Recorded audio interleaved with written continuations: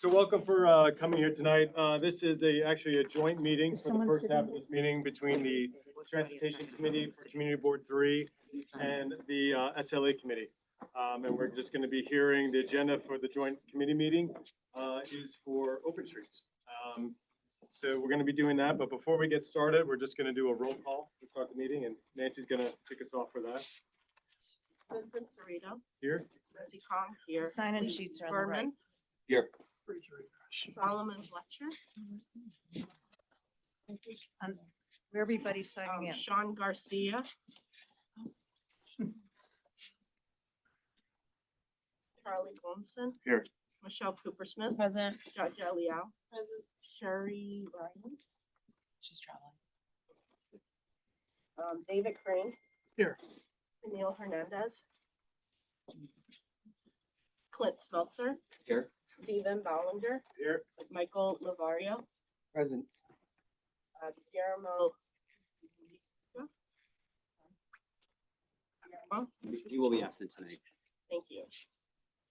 Megan Joy. Here. Sandy Lay.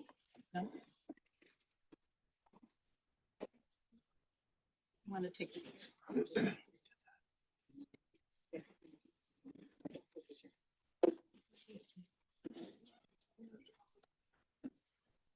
Thank you. Sorry. All right, great. Thanks, Nancy. So again, just for all those that have arrived, there are speaker forms. If you'd like to speak tonight, if you can bring those up to the front desk here, that'd be great.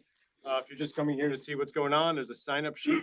If you are an applicant that would like to speak regarding your open street that you've applied for, there's a separate form for that. And we'll call upon you later in the meeting.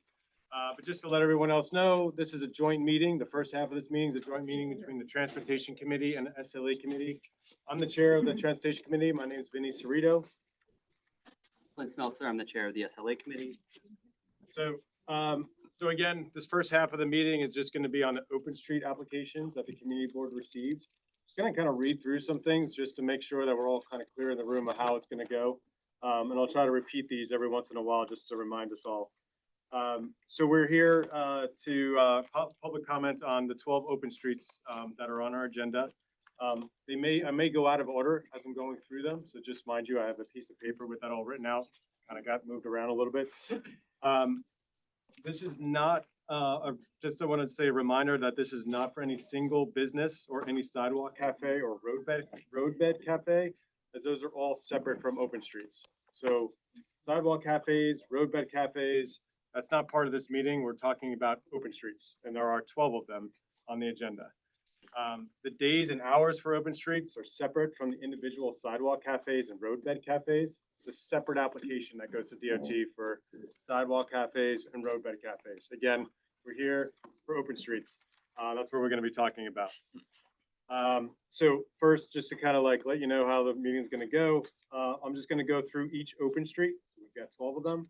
Going to provide the name of the applicant, the location, the hours, and if the applicant is here to speak, I'll allow them to talk about any programming or anything about the open street for 1 minute. So they'll all get just 1 minute to speak.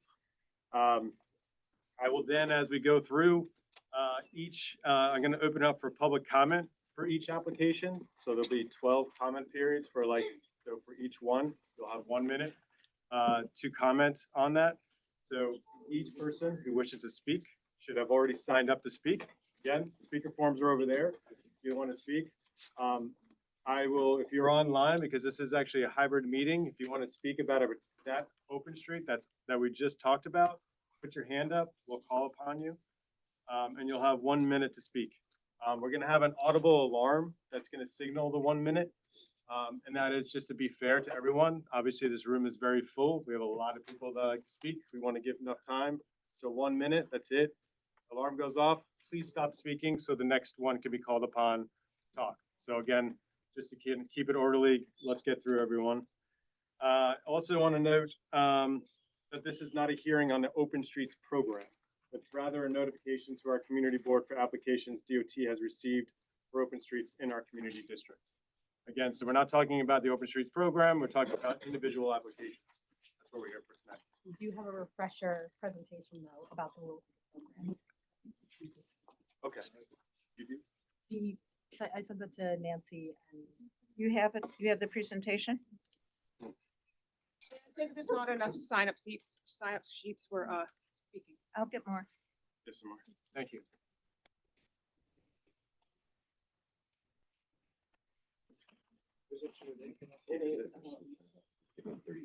we could, if Vinny, if you think it's too much time, we could also skip the presentation and do like a quick intro to the program if you don't think that that's necessary. I think that'd be great. So if you want. Yeah, that'd be perfect. Sorry about that. Kate, can you send it to Michael? We're we're gonna skip it for now since it's a, gonna be a busy meeting, but we'll just do a quick. All right, good evening, everyone. My name is Kyle Gorman. I'm here from the city's Department of Transportation. I work on the Public Realm team. I'm joined tonight by my colleague Burkina, as well as Kate, also from DOT. On the Public Realm team, we manage all of the pedestrian and public space work here across New York City, which includes the Open Streets program. We're really excited tonight to be talking through all the individual applications that this community board has received. This community board has had Open Streets since the onset of the program in 2020 when it became a COVID relief program, and then as well as in 2021 and beyond when it became permanent through legislation that was passed by the city council. I want to reiterate that it is now a permanent program here in New York City, so we're working within a legal and regulatory framework, much like we are within the dining out program for outdoor dining. So we're really excited to continue to grow and evolve the program and work with all the individual communities across New York City to provide open space, economic development, support for schools, outdoor public programming, and so on. We're joined tonight by a slew of our Open Streets partners who I think have also registered to speak very briefly about the application that they submitted and that has been approved by DOT, and any of their intentions and sort of what outcomes they'd like to achieve with Open Streets this year. So thank you again for having us. We're looking forward to working with you on Open Streets this year and beyond. Thank you. Thank you. So again, just for people who arrived here, if you'd like to speak, there's a speaker form at the table over there. Once you sign in, you can bring that up to me if you'd like to speak. And can I say, if we run out of speaker forms, there's extra sign-in attendance sheets, just put your name on there. Do you need forms for people who have Open Streets, or are you just gonna go through the list? No, you don't have to sign up. Yeah, so we've got a list. We're just gonna, yeah, so just again, just a reminder how we're gonna do this. We've got 12 applications. We're just gonna go one by one. I'm gonna read the hours, the applicant, the location.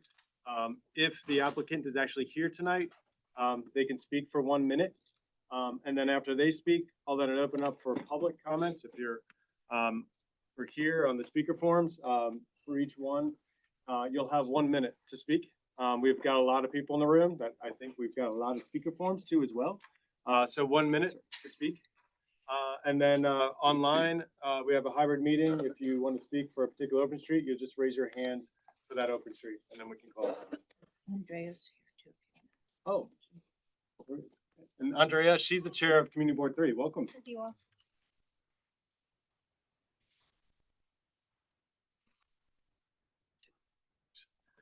All right, so let's get started. So the first one is the Orchard Street from Canal Street to Grand Street. So the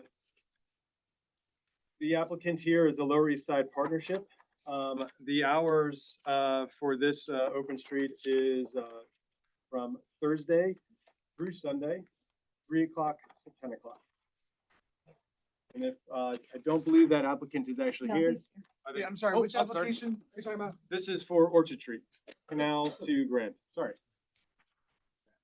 So that's a holding application that we have worked with local merchants and residents who are interested in having that open street. It is, sorry, Tim Laughlin, President of the Lower East Side Partnership.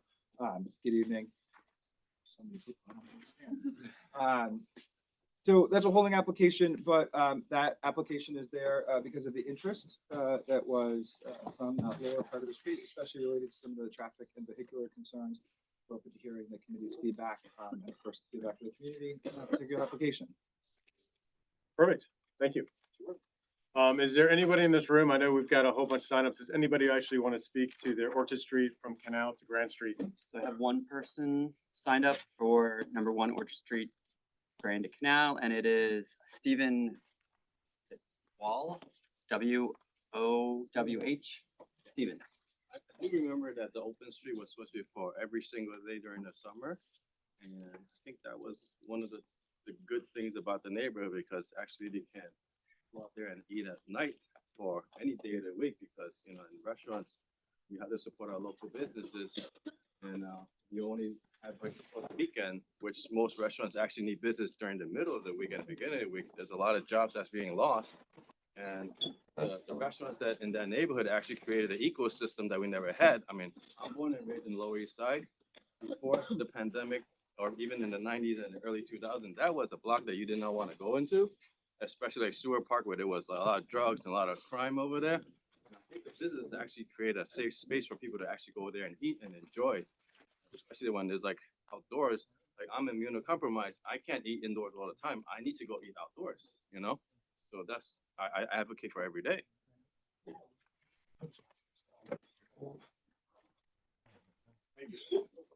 We have some folks online. You want to go back and Well, forth? there's one other person too, Timothy Lee. Yeah, that's me. Hi. So thanks for letting me speak. So I have lived in the neighborhood for multiple years, and I think with the open streets, there's been a lot of talk about accessibility issues and about pollution and overall dirtiness, but I also want to highlight another issue about the unique demographic makeup and potential gentrification and displacement concerns related to open streets along this area. Over a quarter of the residents in this area live below the poverty rate, making it one of the poorest areas of Lower Manhattan. On the other hand, a lot of these commercial establishments that would benefit from open streets are charging $21 for artichoke and $16 for a cocktail. These wealthy patrons are not the people who live in the area. They're mostly largely Chinese immigrants, working class, and people who are just trying to get by. I speak Chinese and English, and I know that a lot of my neighbors are unhappy with the situation currently, and allowing this will only further increase displacement and increase gentrification that makes this part of the Lower East Side so unique and makes the fabric of Manhattan so unlike anywhere else in the world. Okay, thank you. Thanks. Okay, so there's there's a couple people that did not list a specific item. Garrett Mercer, Yeah, I actually live on Orchard Street. so are you to speak to this? Yeah, sorry, I must Okay. have signed up for the wrong one. That's fine. Hi, You my just name didn't is- put any item, that's why. I wasn't- Okay, gotcha. My go name ahead. is Garrett Mercer. I live on 18 Orchard Street. And while I just want to preface this, I am not anti-business. My dad was the president for the National Association of Small Business Investment Companies. I love small business. However, I am against policies that only benefit a few businesses and not respecting the people who are already in that neighborhood and not giving voice to those who have been here for a lot longer. I also think that open streets could be really beneficial to parts of the community. However, the policies that are in place right now are in direct violation of the Department of Transportation's own street rules. Canal has been going on last year. There's unreasonable noise, illegal barbecues just taking up on sidewalks and streets, non-permitted gatherings. You wouldn't have a concert and not have the infrastructure to try to control what's actually happening there. I wake up in the morning, local businesses the first thing they have to do is clean up cigarette butts, vomit, and trash that are strewn around the streets. My fear is that it's gonna not only move to Canal, but to Orchard. And it's not respectful, and it's a wanton disregard for our neighborhood. Thank you. And then I have 3 other speaker forms that did not list a specific application. One is Kayana Sakid. Sorry. No, it's okay. Kiana Salkeld. I'm interested in speaking about Essex to Canal. Essex to Canal. Canal. From Or Essex to Canal Orchard. Street, the Yes, Canal yes, Street, so that's yes. And then Rachel Wilkerson, Yeah, same. okay, and then Sam Zimmerman. Yeah, same. Okay, so you guys will all be under the canal at the end. I'll hit you on that time. Okay, that's everything we had, Michael, so go ahead and go to online. Can we just for 1 second, 2 committee members have nowhere to sit. Can we figure that out? If we want to do that, we need to take a pause for like.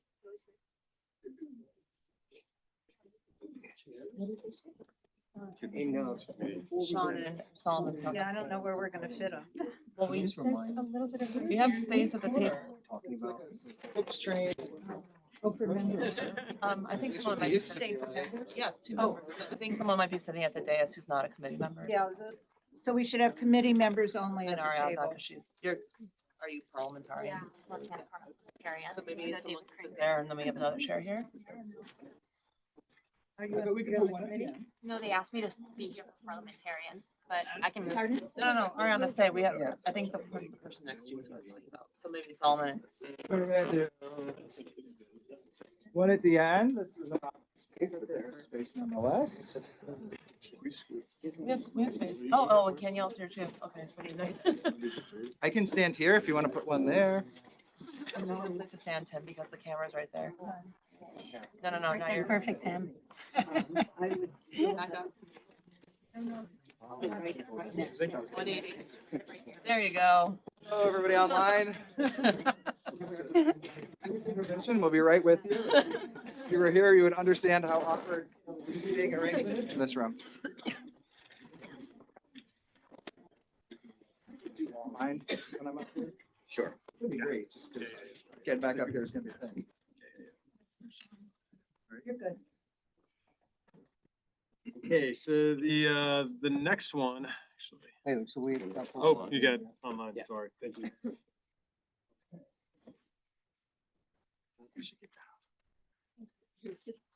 stay. I got it. Okay, so we have. Just remind them that this is Orchard Street. Public speakers.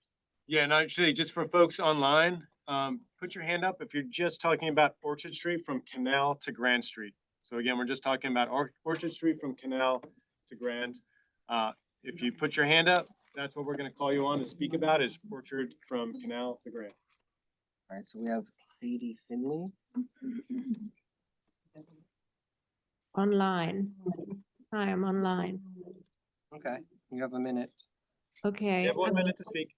Thanks. Hi, I'm actually, I'm at the, it's kind of between Orchard and Canal is where I'm located. I'm actually located on Canal. I've been there 25 years, both work and live. And while I respect small businesses, I actually cannot access my business because if you close Orchard Street and you've closed Ludlow and Essex, I actually work in the fashion industry and I have an enormous amount of clothing that I have to bring back after a photo shoot. And it's often on a Thursday or a Friday, end of day. And I can't come even close to where my studio is. So unloading, 4 to 6 body bags, blocks and blocks away, and then having to navigate it through a crowd having cocktails is hugely frustrating. Other people have mentioned the noise issue. RKO.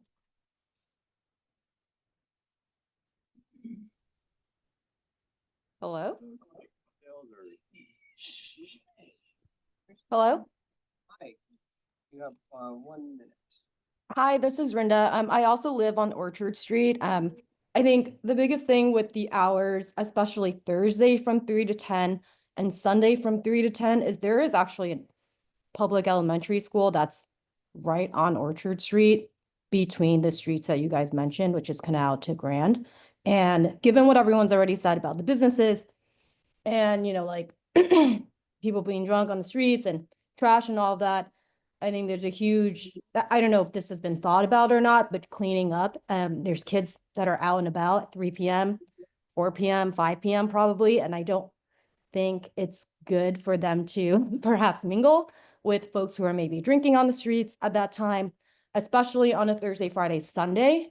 And then, I think the hours to 10 p.m. is quite late. So I forget if I'm allowed to talk about the hours or not on here, but those are my grievances with having the open streets on Orchard between Canal and Grand.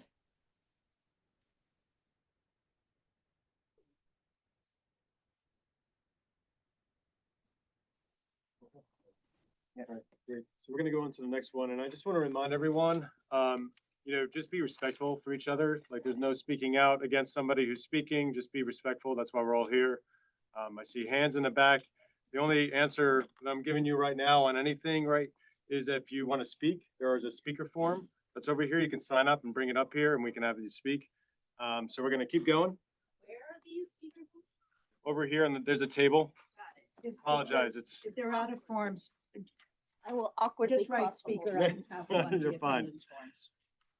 and again, thank you for everyone coming. I mean, obviously this shows a lot of interest in the community. Okay, so the next one, we are doing Orchard Street from Grand Street to Delancey Street. And our partner is a Lower East Side Partnership. This is a 7-day open street from 12 PM to 10 PM. Sorry for showing my age as I awkwardly try to get up. I'm kneeling down on the floor. Hi, Tim Laughlin, Lawyers Say Partnership again. So I'm gonna try to do my minute quickly. Let's just talk about two different things for open streets. There's, proposals for new open street. This open street application is for one that has existed. I think the definition of how the program has enhanced and changed the street activity is that we are able to essentially use the parking lane on the narrow width to have activity for a set period of time and then have that activity be broken down and go away. That was the chief concern and complaint of the pandemic related program that we all shared, where we saw kind of this mothball effect of all these different things. So there's probably two streets in this application, because there's an Orchard Broom T. And so that has been an open street that is successfully operated for some time. We look to continue that operation. I walked through it actually today and saw what really it looks like to not have permanent structures and instead have defined spaces where there is dining activity that is not on a cramped sidewalk, but in the parking lane, which otherwise would be a parking lane. And so I think that there are, can I just have 2 minutes? Because I have an We're intersection. gonna just go to next one, because you actually, that's a separate application. So just to be, Cool. just So I'll to be just fair. pause. Yeah. And you're handling them all the same, right? Right? Yeah, no. Yeah, just want to be fair to everyone. Anybody, I didn't think anybody in the room wants to speak about this one. Anyone online talking about Orchard Street, Grand Street to Delancey? Put your hand up.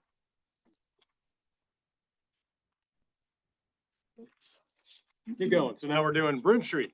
Broom Ludlow Street, Alley. right? So now we're going this way instead of this way. Again, I think that, management is a piece of the puzzle here. We all know the very annoying Tesla truck that shows up with a DJ and a barbecue on the back. And if you cannot prevent that person from entering a zone where there's an open street, there is an issue with congregation. There are factors, I think, in our neighborhood that we have to really work on when it comes to just people and volumes and quality of life. I think as a business improvement district, we're able to provide those level of services as it relate to management, coordination, and especially sanitation for the open streets. And so we are hopeful that we can continue with that program. And just in general, again, I would say that if you really kind of look at how things are going, nothing is perfect.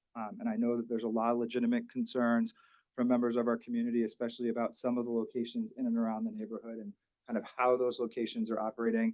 But I would just think and ask everyone that if we work together, we have found, and my 16 years being on the Lower East Side, that there always is a way to make something work where we can have all stakeholders working together.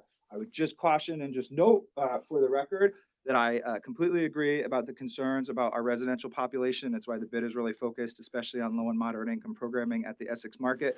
But also I'd remind everybody that commercial rent is really the only driver of income for small properties, especially tenement buildings, which have predominantly rent stabilized tenants. And so property owners need to maintain those buildings, and the rent they derive from commercial establishments is crucial to do that in an ever-changing regulatory landscape at the city, state, and unfortunately now the federal level.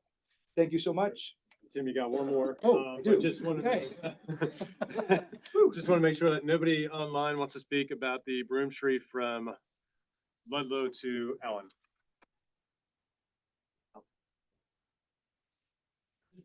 I'm Dan Tano. I'm a community board member, not on either of these committees, but my one concern with this, as well as Grand Street, is that the barricades get moved and then they don't get put back by, whether it be business owners that are bringing their vehicles in, and it makes it, me as a pedestrian walking down the middle of the street, which I actually enjoy this one.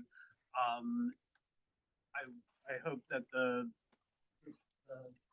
group, the bid, is able to better manage that going forward. Thanks. All right, so the next one, that we're gonna hit is Hester Street from Ludlow to Allen Street, and, Lower East Side Partnership, is the applicant, and the hours of operation for the open street is Thursday through Sunday, 3 p.m. to 10 p.m. Again, I think we've received some feedback, so I swear to God, I didn't rehearse this in 60-second increments. But I just think you make a very legitimate point. I think barricades are very, very difficult to manage. Unfortunately, there have been many instances where drivers are somewhat aggressive and inappropriate in moving those barricades or trying to get by those barricades. It is the number one thing that is challenging with open streets. We are very hopeful that the Department of Transportation will continue to roll out new methods where we can actually, similar to a slow zone, really define an intersection and be able to better manage that barricade. It's when you have three that are together, one gets moved, and it's a domino effect. So with that, hear that concern, and I think it's something that any open street partner will tell you is a challenge. We have rolled out some new signage. We are looking at barricade. But as we all know, unique things happen on a day-to-day in the Lower East Side. Some things that you wouldn't think happen, where you're like, wow, that really did just happen. We didn't think about that one. And so we will continue to work closely for that. Again, this application would be a continuation of that network and that grid. And we're open to all the feedback from all stakeholders and the community. Great. Thanks, Jim. No, that's it. Sweet. I think you're good. You're Thank done. you so much. So for anybody online, if you want to speak, it's Hester Street from Ludlow to Allen. We have someone raised.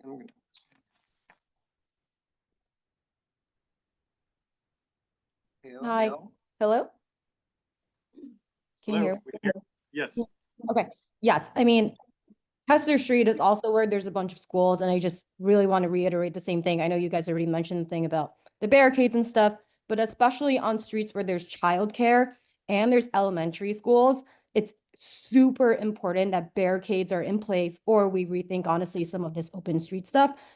Only because, like, there's literally 4-year-olds, 5-year-olds, 6-year-olds, 7-year-olds, and I think that's, I'm not sure, I'm not aware of any safety precautions and measures that are in place for that, and those are what I consider the community. And so I would love to hear a little bit more about that. Thank you.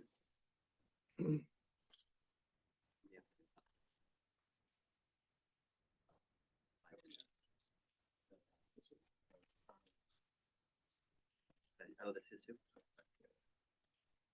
Okay, the next one that we're going to be speaking about is Avenue B from East 7th Street to East 10th Street.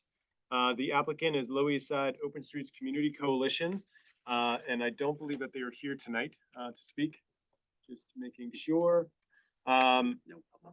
No public sign-in for that. Anybody online want to talk about Avenue B? I got Laura. Online, maybe? Yep, got Laura. She said she would attend. Moment, Laura. All right, so Laura is with the Lower East Side Open Streets Community Coalition. Yes, hi, I'm the agency liaison for the Avenue B Open Street. Just to clarify, we're a temporarily local access street. We're not an open restaurant street. We host programming in addition to the traffic calming measures that are handled by the DOT and the Horde contractor. We host programming weekend months according to a schedule that we've worked out with CB3 and the local precinct. So we're very happy with the direction things are moving with DOT this year. We hope to be seeing you to talk about our future. The only constraint we have now this year is we can only do programming from the 7th to 10th Street blocks, which limits the amount of programming that we can do. We would have to coordinate with community partners to host programming on the 10 to 14th Street blocks, which we used to be able to program, because that right now is not falling under the Open Streets program. So a lot of the businesses there. That was 1 minute. Hope that's her, not us. Okay, Can I ask a question? sure.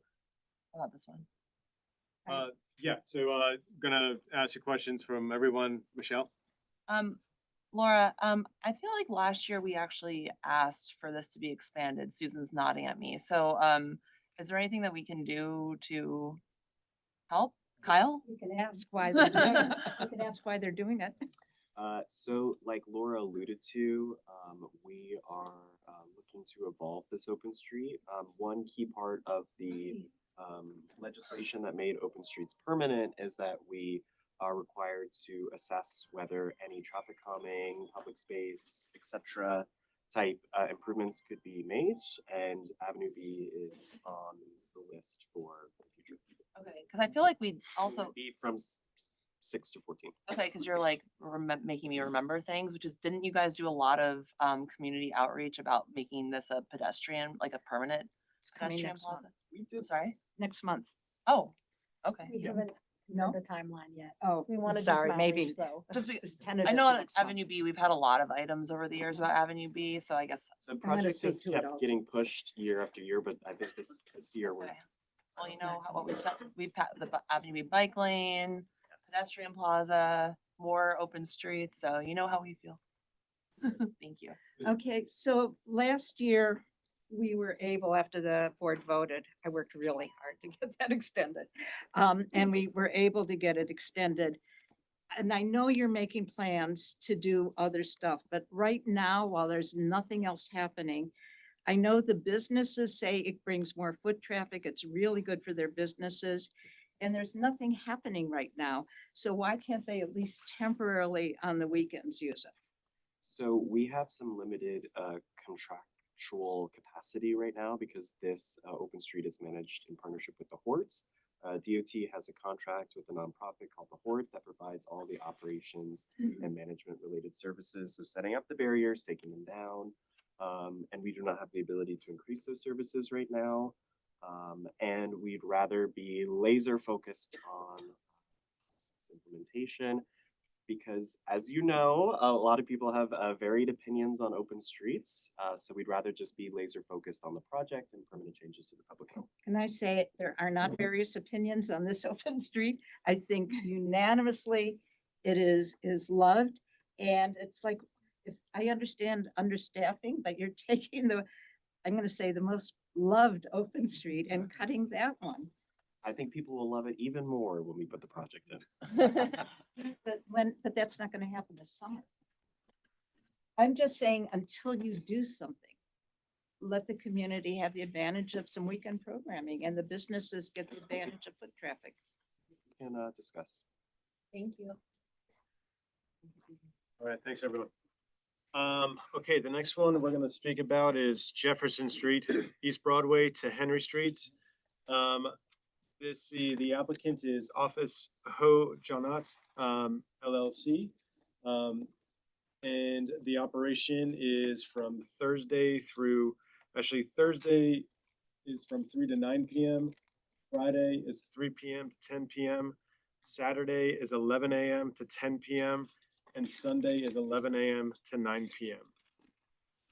And I don't believe we have anyone in the room that wants to speak to this. Is there anyone online?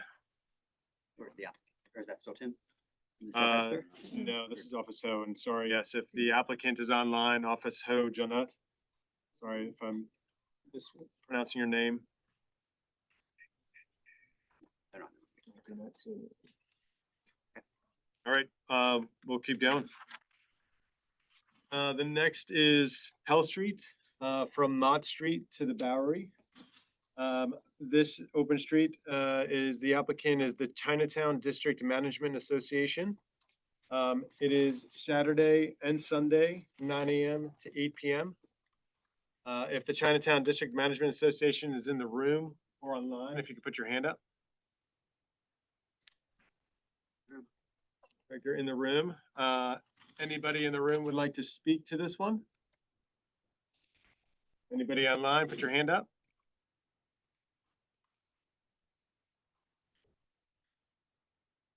Okay, the next one is Suffolk Street from Rivington Street to Delancey Street. This is the New York Women in Film and Television, NYWIFT, is the applicant. They're looking at an open street on Sundays from 4 p.m. to 7:30 p.m. If the applicant is in the room online, put your hand up if anyone wants to speak. Oh, hi. Bianca Cipriano. The program is called Salsa Stories. The program itself is from 5 to 7 p.m., 2 hours. 4 weekends, 2 last weekends in August, 2 first weekends in September. Salsa Stories brings salsa to the streets of New York City, where salsa, as we know today, was born, including Lower East Side, South Bronx, and East Harlem. So it all started in 2021 as before Open Street was Open Culture. And it started with some friends who are in the culture, musicians, DJs, dance instructors who, wanted to bring the program outdoors. And It's yours. Yay for salsa. Yay for salsa. Exactly. It's so the salsa, it caters a lot for like Latinx and Hispanic community that are getting in contact with their roots. A lot of people complain about gentrification, and they feel like the culture that was born there in the 70s, late 60s and early 70s, because that's the mission of the program, to bring salsa to the streets where salsa was celebrated, and now it's gone since back then. So that, stimulates that culture for the community. Thank you. If anybody is online or in the room, if you put your hand up, if you'd like to speak about this one. Hi. Hey everyone, I know I'm the chairperson of the community board, but in a past life, I was also a director at the Clemente Soto Vélez, where we collaborated with this project, and I have nothing but great things to say, and I'm thrilled that you're here, Bianca. Thank you. All right, this one we spoke. The next one is Rivington Street, from Allen Street to Eldridge Street. The applicant is Sunny Boy. The hours of operation are Tuesdays and Wednesdays, 4:45 to 11 p.m. Thursdays, 10 a.m. to 11 p.m. Friday and Saturday, 9 a.m. to 11:45 p.m. and Sunday, 9 a.m. to 11 p.m. Is the applicant Sunny Boy in the room or online? Put your hand up. Doesn't look like the applicant is here. Anybody in the room would like to speak or online, please put your hand up. See no one, okay.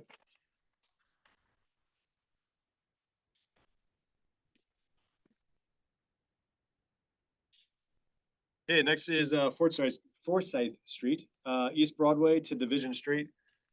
The applicant is the Chinatown District Management Association. Saturday, 9 a.m. to 8 p.m. I believe the applicant was here. Anybody want to speak to this one online or in the room? Please put your hand up. Okay.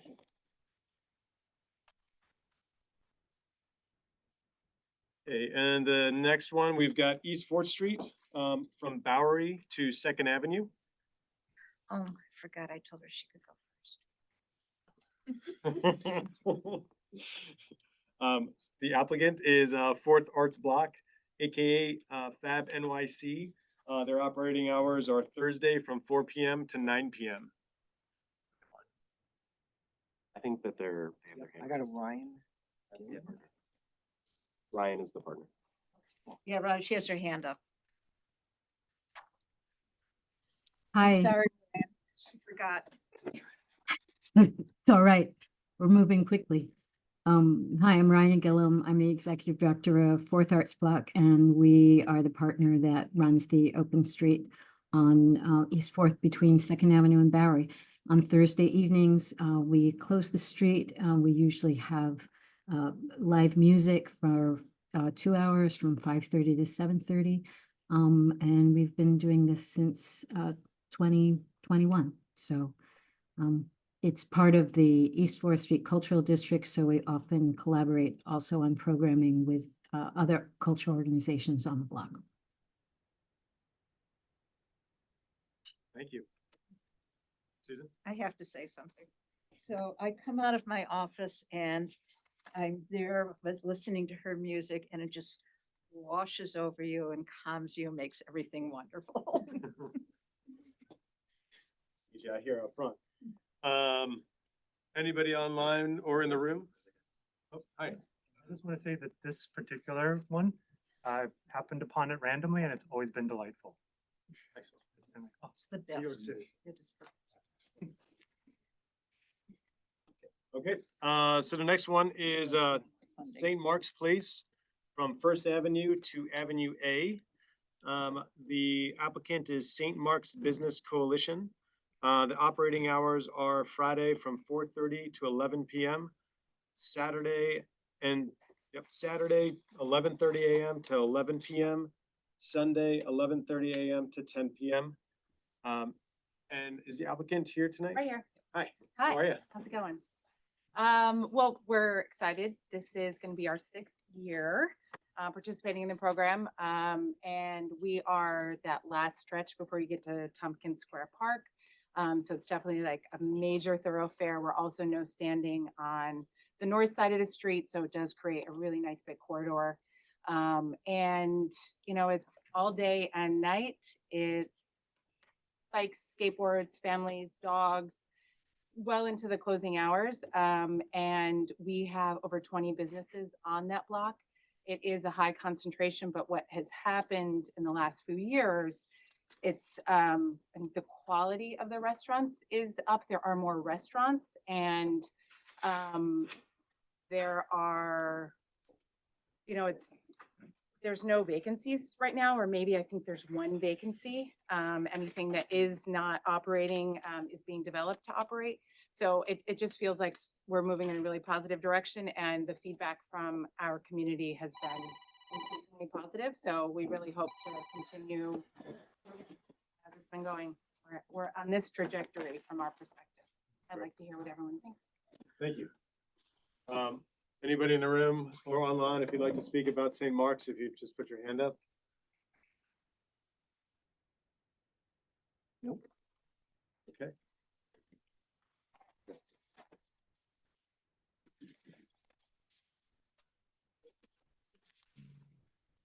Okay, and this is our last one. This is Canal Street from Essex Street to Orchard Street. The applicant is Canal Street Merchants Association, Inc. The operating hours are Thursday through Sunday from 3 p.m. to 10:30 p.m. And I'm just gonna first reach out if the applicant is here in the room. Just 1 minute, thanks. I'll be quick. I'm Niles Fallon. I'm the director of the Canal Street Merchants Association, one of the business owners on Canal Street. The businesses that participate along the open street are owned by people who mostly live in the neighborhood. We're a part of this community and care for it deeply. Most nights of the week, Canal Street is pleasant with alfresco dining at its finest. We're an incredibly popular program in the neighborhood. Across these 2 wide city blocks last season were 222 dining seats in the Open Streets program. As a brand new city program, there's certainly been a learning curve, and we've been figuring that out as well as at the city level. New York City laws around open streets are very clear, though. It's our responsibility, the open streets permit holder, to manage the barriers, to clean up trash at the end of the night, and follow citing guidelines for emergency lanes and dining areas, and we take these responsibilities very seriously. For the end of last season in September, we hired trained street ambassadors. We have created new barricade covers that are available in both English and Chinese, as well as they provide bold and clear information to welcome visitors to the open streets, including our hours and rules. In response to listening to our community, we've made meaningful changes of the program over this year. We're applying for approximately half of the numbers of days of operations compared to last year, reducing the season by 7 weeks as well. So we're operating April 24th to October 31st. We've also committed to reduce our breakdown time to have the streets open to traffic again by 10:30 instead of 11. Thanks, Alice. I'm gonna. All right, great. So, so I just want to, before we go to public comment, I just want to just to let you know, we're going to just go through a little story here. The room is obviously full for reasons. The community board really has been working with the applicant, DOT, residents, police for months. So really, really long time that the community board has been, you know, at the table with the applicant, with DOT, with PD. And I just want to turn it over to Susan just a little bit to talk about that. Yeah, for me. thank you. So just to put it in context, when DOT looks at applications, they definitely consider community input. And there has been a lot of community input for a while.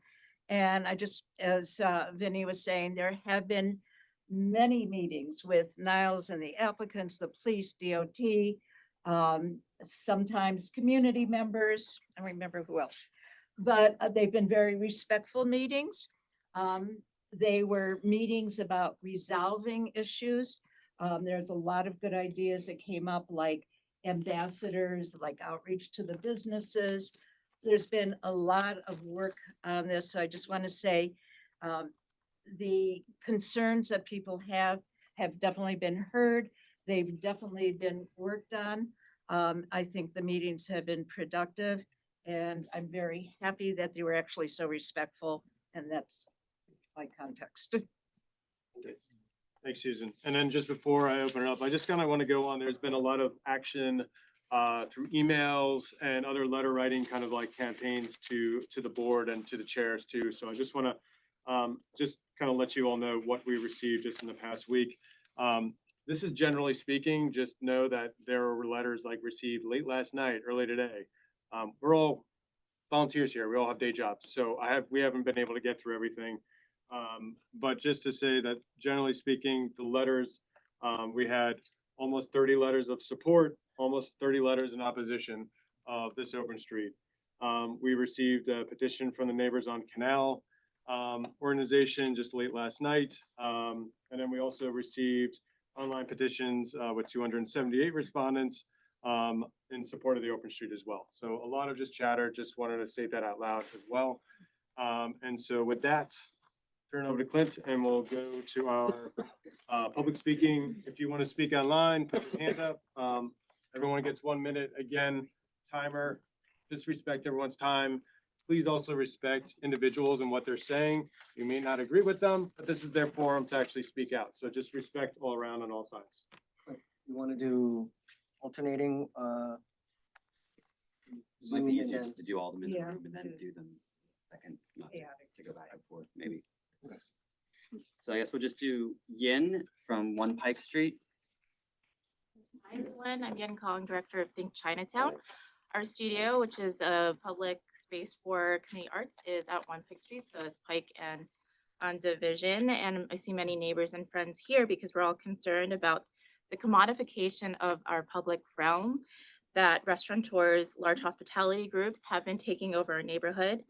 It was a wonderful program at the pandemic for open streets, but without proper regulation and without the right size, we've seen rapid gentrification here in Chinatown, and we call on the city and we call on our neighbors, the restaurants, to address this. I think you're going to hear a lot about a lot of bad actors on participants of this open street. It's kind of a drunken free-for-all. So I think you're going to hear a lot of these stories, but we just want to really make sure that it's the right size for our community and that doesn't impact our community members, our business owners, and our property owners, and our residents. Thank you. Next we have Alice. Hi, my name is Alice. I am a second-gen owner of Grantian Imports, which is on Grand Street, but I also, as my day job, I work for Think Chinatown. And I am a long-term community resident, lived and walked by that area every single day of my life since I was 3 years old to go to school. And I just want to talk about concerns of like quality of life there. It's really hard getting off of work and walking through there and seeing like the neighbors that I grew up seeing not feel welcome to sit there, to walk through there. It feels like, again, as Yin said, a drunken free-for-all. There's vomit, there's bottles, there's open cans. And honestly, this would not happen if this was not a community of color. The small business owners don't have the time to like argue. The ones who have been here for a really long time, they feel like they're not, they can't relate to any of the programs that are happening. I'm not anti-business. I have a small business. I run a small business. I'm not against public programming because I honestly, my job is to help throw community programs. But there's a way to do it collaboratively. There's a way to do it in a way that's reflective of our community. And honestly, the Open Street program is so over capacity. I see just seas and seas of people sitting around every single night that it happens. Our community cannot deal with that type of garbage. We can't deal with. We're gonna keep going. Thank you. Thank you. Okay, and next we have Janice. Thought experiment. Would you go to Times Square on purpose? So, oh my gosh, the train stopped. I have to make a transfer here. Times Square. I live in Times Square. I have to go there every night. Every morning I wake up, you know. I'd rather be in Times Square than this Dime Square area when it's crazy open streets time. I work at One Pike sometimes. I work in other places in Chinatown. And when I come out of the subway and I'm just like, oh, and I have to go a long way around, or I just trudge through and be the grumpy old New Yorker, shoving people out of my way, not really caring about them because they don't care about me as a person in the city, trying to do my thing to get from one place to another. So come to Times Square. It's better than what this Dime Square is. Okay, thanks. Thank you. Next we have Sam Zimmerman. My name's Sam. I've lived in the Dime Square area for 10 years now, more than 10 years now, and I'm here to ask CB3 to support the open street and to urge CB3 and DOT to work in future years to expand it back to 7 days. The Canal Open Street has been just such a huge positive for our community. It's offered a third space for residents. It's provided a place where neighbors with disabilities can safely walk and dine and socialize. It's kept our storefronts occupied at a time when Lower Manhattan is suffering from the highest commercial vacancy rates in the city. It's created more jobs for people who want to live and work in our community. And I just think it has been such a boon to our neighborhood since it started. I remember being here when the pandemic hit and going into Servos when you were selling off all your inventory and then when you turned it to a market. And I just love seeing what we've built. My only criticism is that there aren't more of them. So I'm really encouraged that DOT has been expanding them this year. And I would say I do go out of my way to walk through this area. I think having a place where you can walk without cars has been really wonderful. So I do go out of my way to walk through Dime Square. Thank you. Next, we have Rachel Wilkerson. Hi, I live very near Essex and Canal. A few years ago, as a healthy young person, I contracted a common virus that left me immunocompromised. This means that every time I leave my apartment, I am masked. When I want to grab a drink with friends, take a new coworker out to lunch, go on a date, or otherwise participate in the social fabric of our city, I rely on outdoor dining because it's the only way I can reliably avoid airborne illness. It is so hard to socialize in these circumstances. A lot of outdoor dining setups are actually enclosed or only have a couple of tables, and I can't just pop inside when that happens. As a result, I've had to miss my coworkers' goodbye drinks, friends' birthday parties, and so many other gatherings that most people take for granted. Open seats with tons of seating remove a huge barrier. Being sick and having to be so cautious is deeply isolating, and being able to easily meet up with my friends so close to my apartment allows me to feel young, normal, and like my old self again. More than 1 in 4 adults have a disability, so I know I'm not the only New Yorker who benefits from outdoor spaces to eat and drink. Far from being an ADA violation, open streets are a form of accessibility and help healthy New Yorkers stay healthy. Please keep this program intact because we all deserve to participate in public life in our city. Next, we have Kiana Salkoud. Yeah, that's me. So as you heard, open streets are one of the only ways New Yorkers who are at high risk of complications from COVID and flu can safely enjoy restaurants. Neighbors on Canal believes that open streets are a violation of the ADA. I'm here today to ask them to expand their definition of disability, which can take many forms, and being immunocompromised or at high risk has been entirely overlooked. Proper ventilation is crucial to preventing airborne illness, and open streets that allow for outdoor dining are a public good, particularly when it comes to public health. The subtext of the Neighbors on Canal position seems to be that the open streets were a COVID-era program, but COVID is over and the program should be curtailed. COVID is still very real for many New Yorkers, and this is particularly troubling when, Kathy Hochul is pushing for a statewide mask ban. Only 23% of adults got the most recent vaccine, and 500,000 New Yorkers have long COVID, which can be so debilitating it prevents them from being able to work and support themselves. Every new COVID case is a chance for one of our neighbors to get seriously ill, die, or experience long-term complications. And if you don't care about COVID, keep in mind that this was the worst flu season since 2020. 9 children died in the city this year. I live near Essex Canal, and I'm asking you to keep the original intent of the program in mind, which is public health. Thank you. Next, we have, I think it's Aiden Cochran. Yeah, it's right here. Hey everyone, Aiden, my wife and I have lived in the neighborhood for a better part of a decade. I'm here in support of the program, the Open Streets program. I hear a lot of the concerns. I wasn't born in the neighborhood, so I didn't realize I can't really speak to a ton of it. But for me, I look at a lot of the problems voiced, the vomit, the noise, the gentrification. Those are problems that were here when I was living in the neighborhood before the program, the problems that persist. I don't think if we get rid of open streets, those problems are going to go away in the city. I understand they're serious. I think there's a lot of better ways we can fight back against gentrification, like more housing, not through open streets.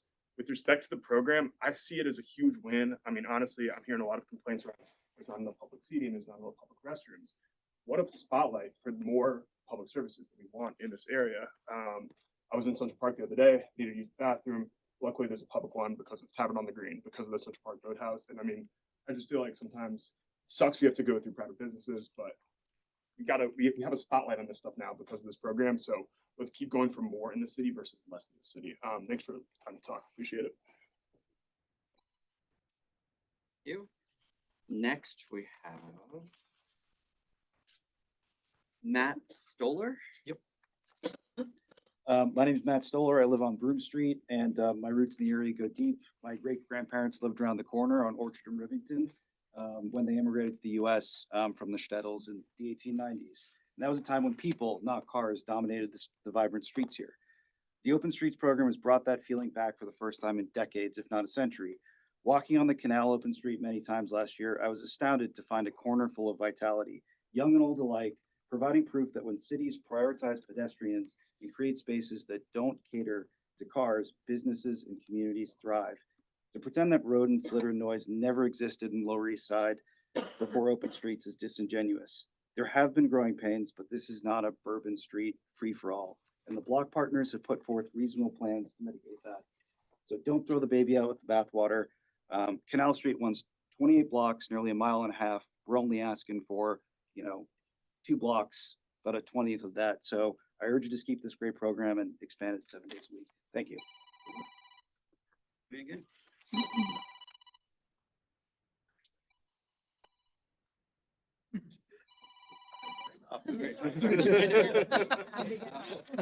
Next is, I think, Jeremy Barnes.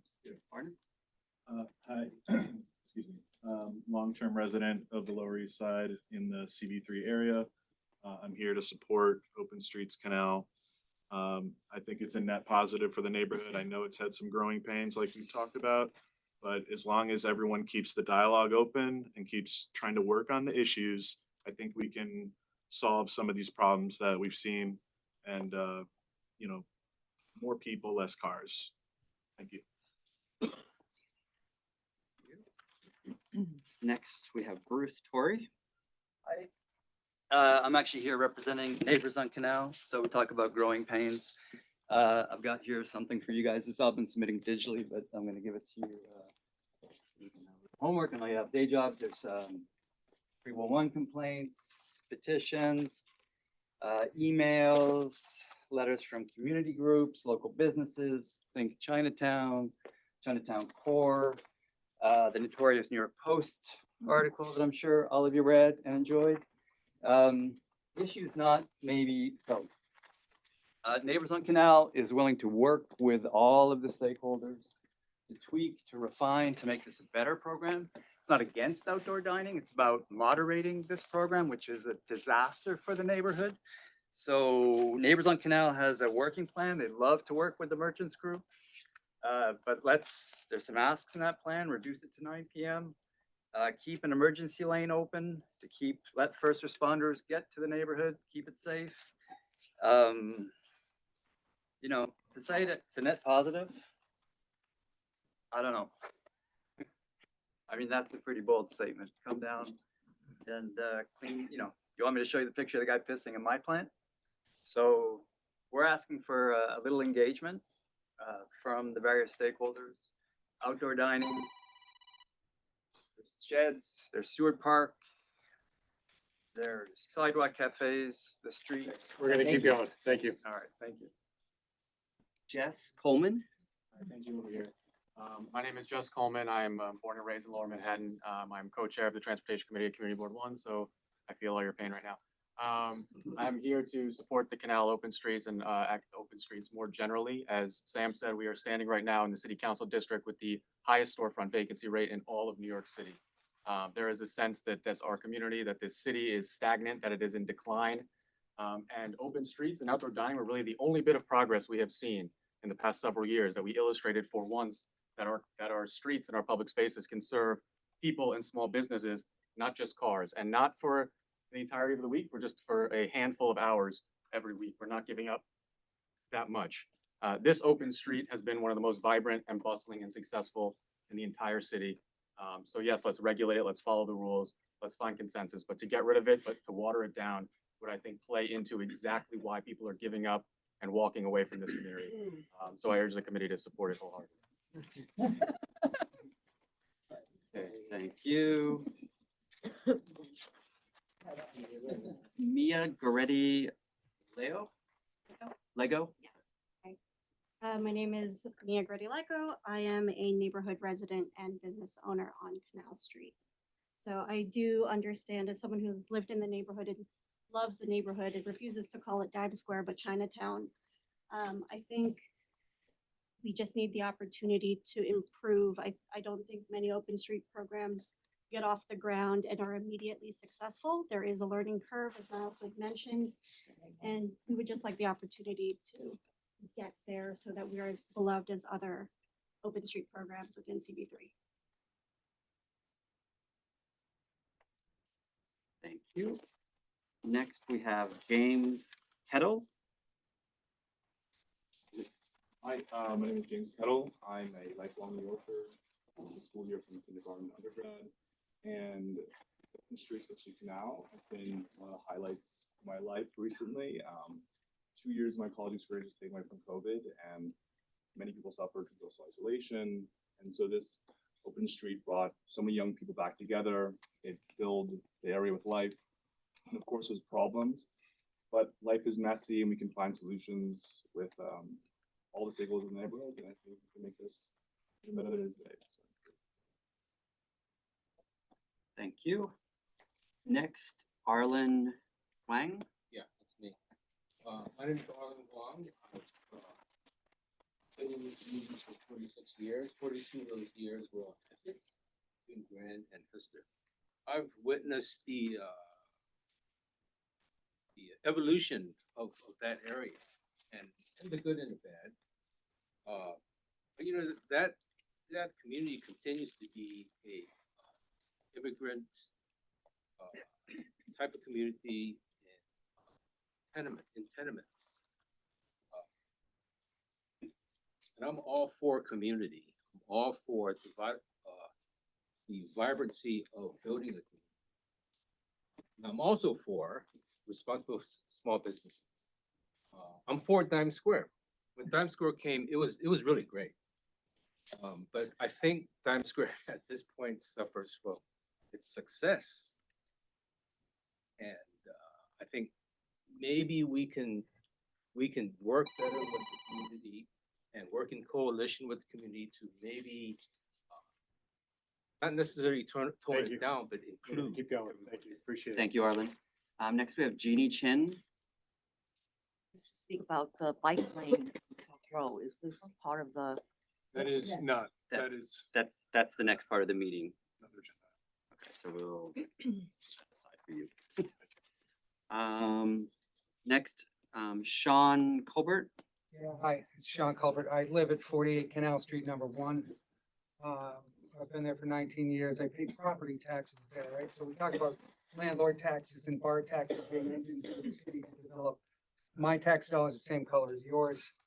We should have equal footing. Laws, rules, and regulations unenforced are insulting to the local residents, but most importantly, this group of people that can't be here tonight for their elderly and their disabled. If they can't afford an air conditioner, they're not going to sleep this summer. You're not opening your windows. And we've worked with a lot of people here who have worked with some of the older people in the neighborhoods. That you're not leaving the house and you're not getting any air. So I know it's very narrow from this perspective, but it's also kind of, I don't want to go back to insulting, but it's infuriating that the good time thing here comes at the expense of so many people who don't have a voice, they don't have resources, and they can't come here and say, where can I go to open my window so I can sleep tonight? That's all I got. Thank you. Next we have Emma Colbert. Hi, my name's Emma Colbert. I'm the president of SPACE, a longstanding Lower East Side Block Association, a bunch of you here in I live on Canal Street, and our block association is also on Canal Street. During the 2/3 of the year, the open street operates, we're forced into a massive decrease in quality of life. Open streets in conjunction with Dine Out now puts 500 outdoor dining seats in our once quiet area, the Lower East Side, and that number of people on the streets balloons to easily over 1,000 with people milling around the streets on the peak days, which is most weekends. When I've attempted to bring the issues to Niles from Cerebos, he was dismissive and unwilling to take responsibility. There was a little bit of change of tune, but further emails have shown that he does not understand the level of noise and what we're dealing with. Despite the gaslighting that continues, the Canal Open Street does not create an all-inclusive and welcoming environment in our community. Dime Square has become a destination hotspot and caters to the restaurants on our streets. Map and cap it. Map and cap it. Thank you. Thank you. And last in person, we have Anne Winiger. So I live on Canal Street above Clandestino and Ladiv. And it is horrible. And I'm here to say night after night, I can't go to bed. There are 200 people partying in front of my building. I was given no voice in this originally. The police can't seem to do anything about it. There's drug dealing going on across the street from me. There are skateboarders going up and down the street endlessly because it's closed. The quality of life is horrible. I've been in the neighborhood, lived in the building for 40 years in this quiet residential neighborhood where kids are growing up in that neighborhood.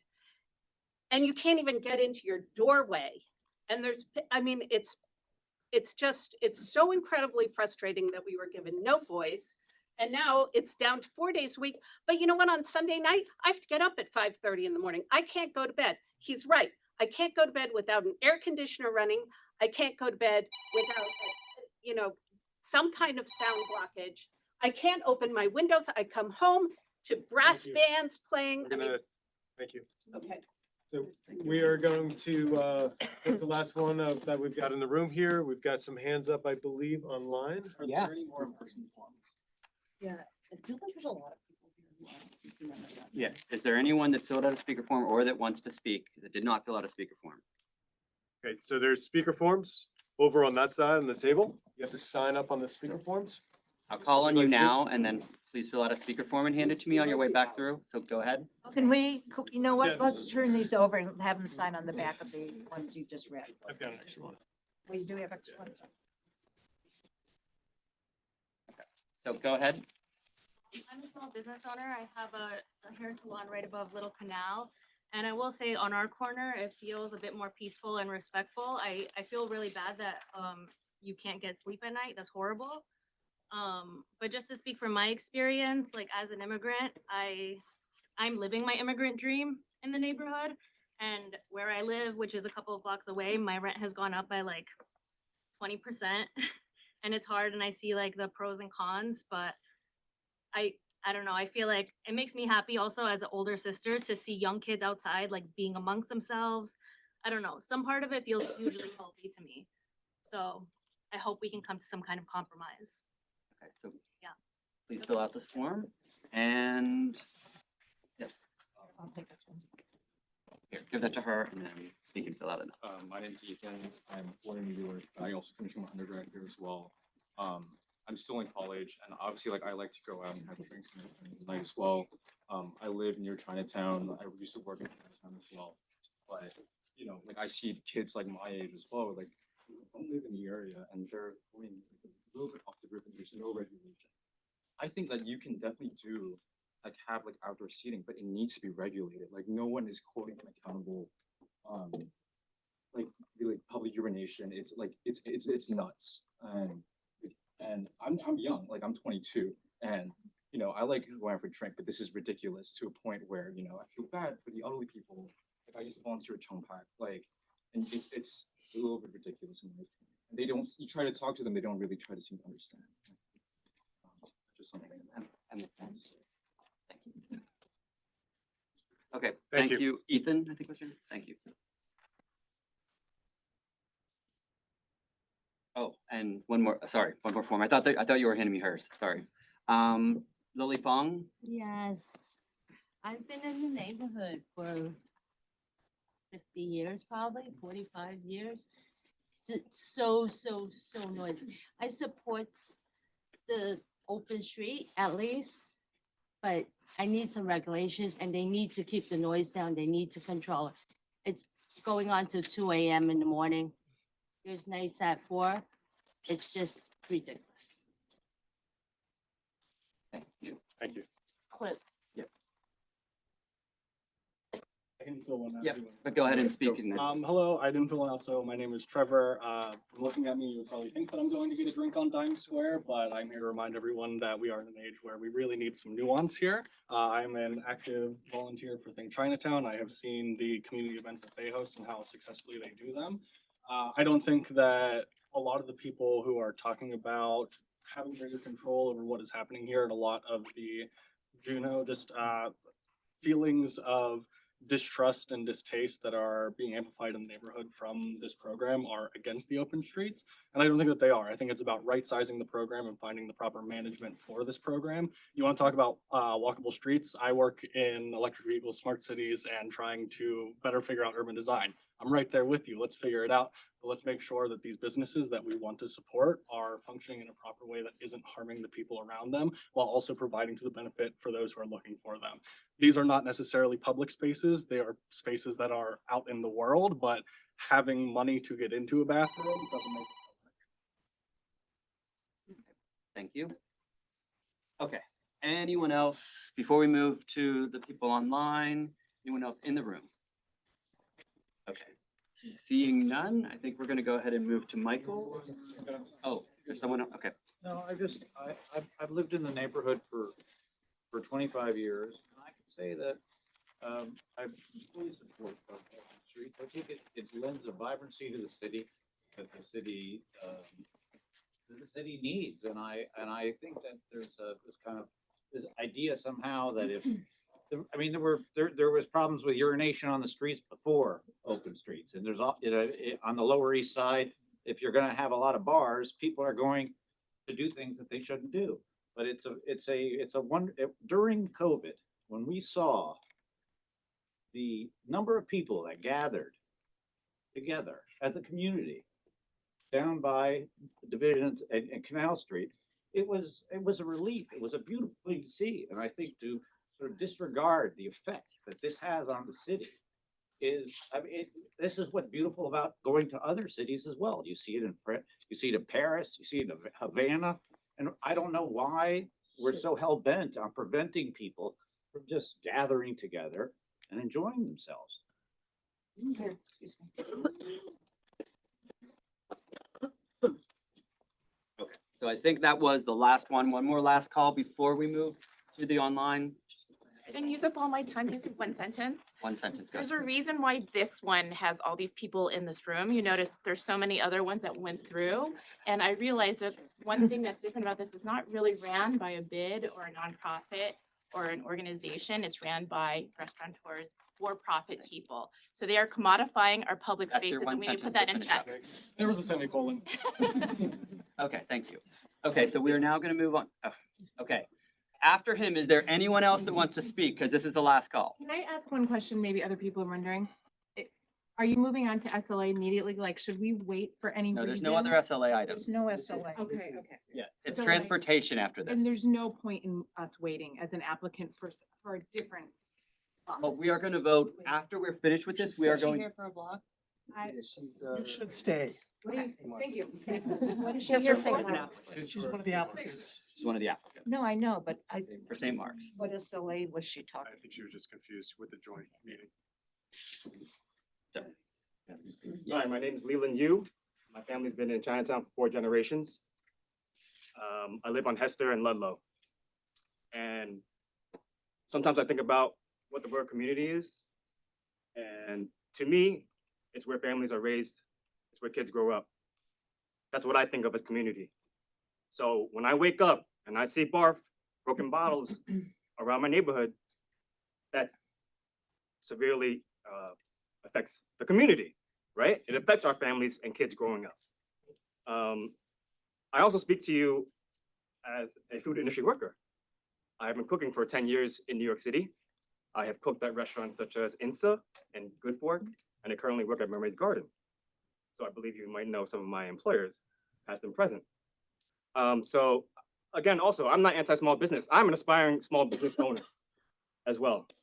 You know, so I just want, yes, to come to some compromise, and I hope the operators and applicants, you know, keep this in mind and what I believe community is, you know, because my family's been around for almost 100 years. All right, so please don't disregard that. Okay. Thank you. You just raised- Okay, Fanny? Yeah, I just have a quick question. I'm not hearing anything about the traffic issues that this might cause. Yeah. I mean, This is what the community wants to talk about. I mean, this is their input. yeah, I mean, but can I ask like what emergency vehicles are gonna do, especially since Orchard Street is gonna be closed and there's a hotel right there that picks up and drop off Ubers and pretty much all the time. So I mean, I'm not hearing like, how are you handling the traffic issues? I mean, are you gonna, is there somebody gonna be there that's gonna be like removing the barricades? You know, are they gonna be standing there directing the traffic? Annie, I If I think can- those are maybe questions for DOT. Well, I think it's a question for DOT, but I also think it's more like program questions too as well, of how DOT, these are applicants who are relying on DOT, I guess, to do that type of Yeah, analysis. I mean, as that's what I they're wanna know, like, applying that. So programmatically, the Canal Street is the full closure type of open street, which at all times requires a 15-foot minimum emergency lane, which is, in my experience, having visited the site many times, is always in effect. And yes, the partner is supposed to have staff on site ready to move the barriers in the case of an emergency for a fire truck, for an ambulance, police, and so on. but is there anyone to direct traffic? Cause I know that like people go down that street. Fanny, I think we gotta keep going.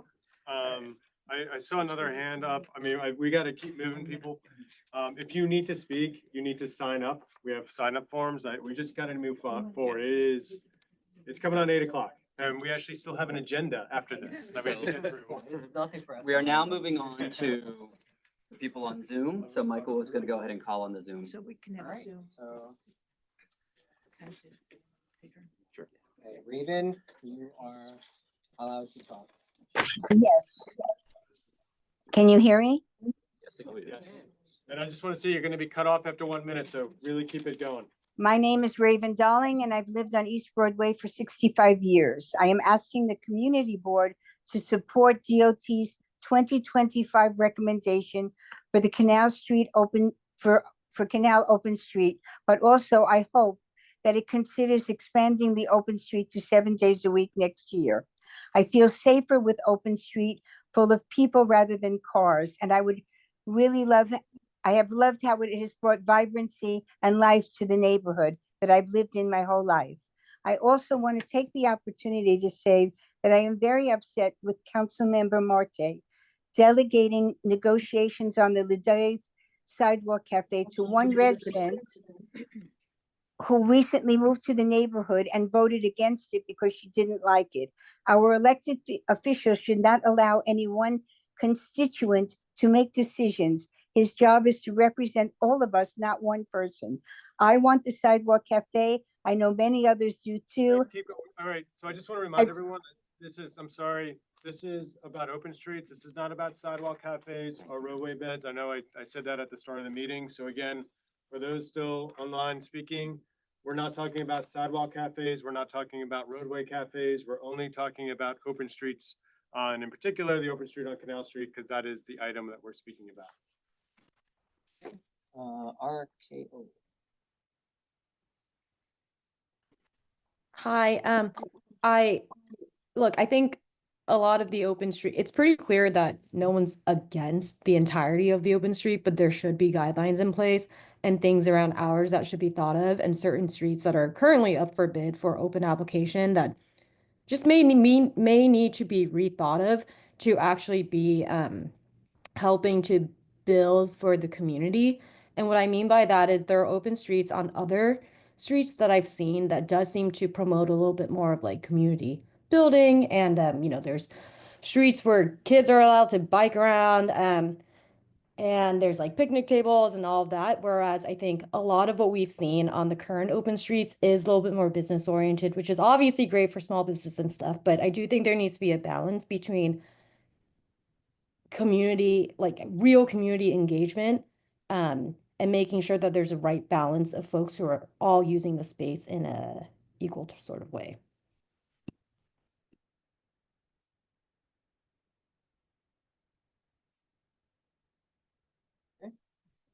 Anybody else?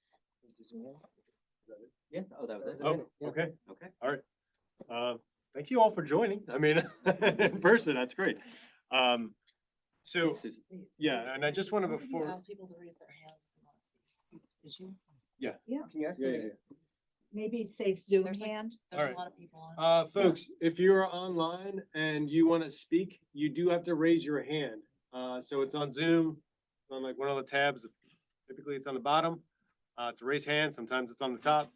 I'll give you just a few minutes to figure that out if you can, because again, I think I'm gonna turn it over to our district manager, Susan, because I want her to talk about sidewalk cafes Yeah. and roadway beds. I just want to clarify, the open streets are totally separate than sidewalk cafes, are totally separate than outdoor dining. So I think actually every applicant around Canal Street who applied for outdoor dining has signed stipulations to close at 10. So for sidewalk cafes, they're open every day, all year till 10, regardless of the open street. For the road beds, they are open during the months they're allowed.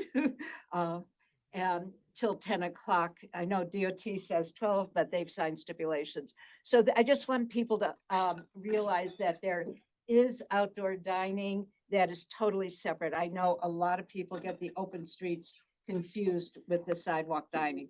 So not all outside dining is being closed, only the street itself is operating under the current restrictions. And backyard is a whole nother separate thing. Great. Anybody else with hands online? No. Okay. Okay. Wait, one person. Yeah. Yes, hi. My name's Leanne Robinette. I was just gonna comment really quickly. I live on 9th and Avenue A. About 5 years ago, my office got shut down. My apartment is about 102 square feet. I just the other day measured it, and I do just really find a lot of just comfort in coming outside to the open streets, creating community out there. A lot of the times Tompkins Park is closed off just for seating and different things they're doing on the grass right now. So sometimes I'm inside all day working. I also work pretty late Monday through Wednesday. And it's just something that I'm not able to work from a cafe or anything just due to my job. I'm on the phone all day. So just outside at like 5, 6 p.m., that's kind of the time when I go out and really enjoy those open spaces. And that's kind of where I like to go do that. So I just wanted to say that real quick, and also just appreciate a lot of the opinions I've heard tonight too and other perspectives.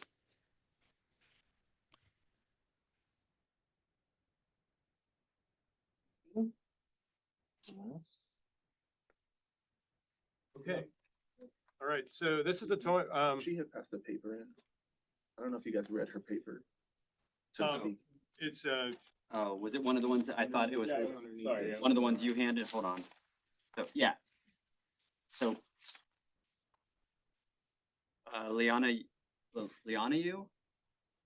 Leilana, you? That's me, Leland Yu. Oh, Leland, sorry. Eleanor Wong? Yeah.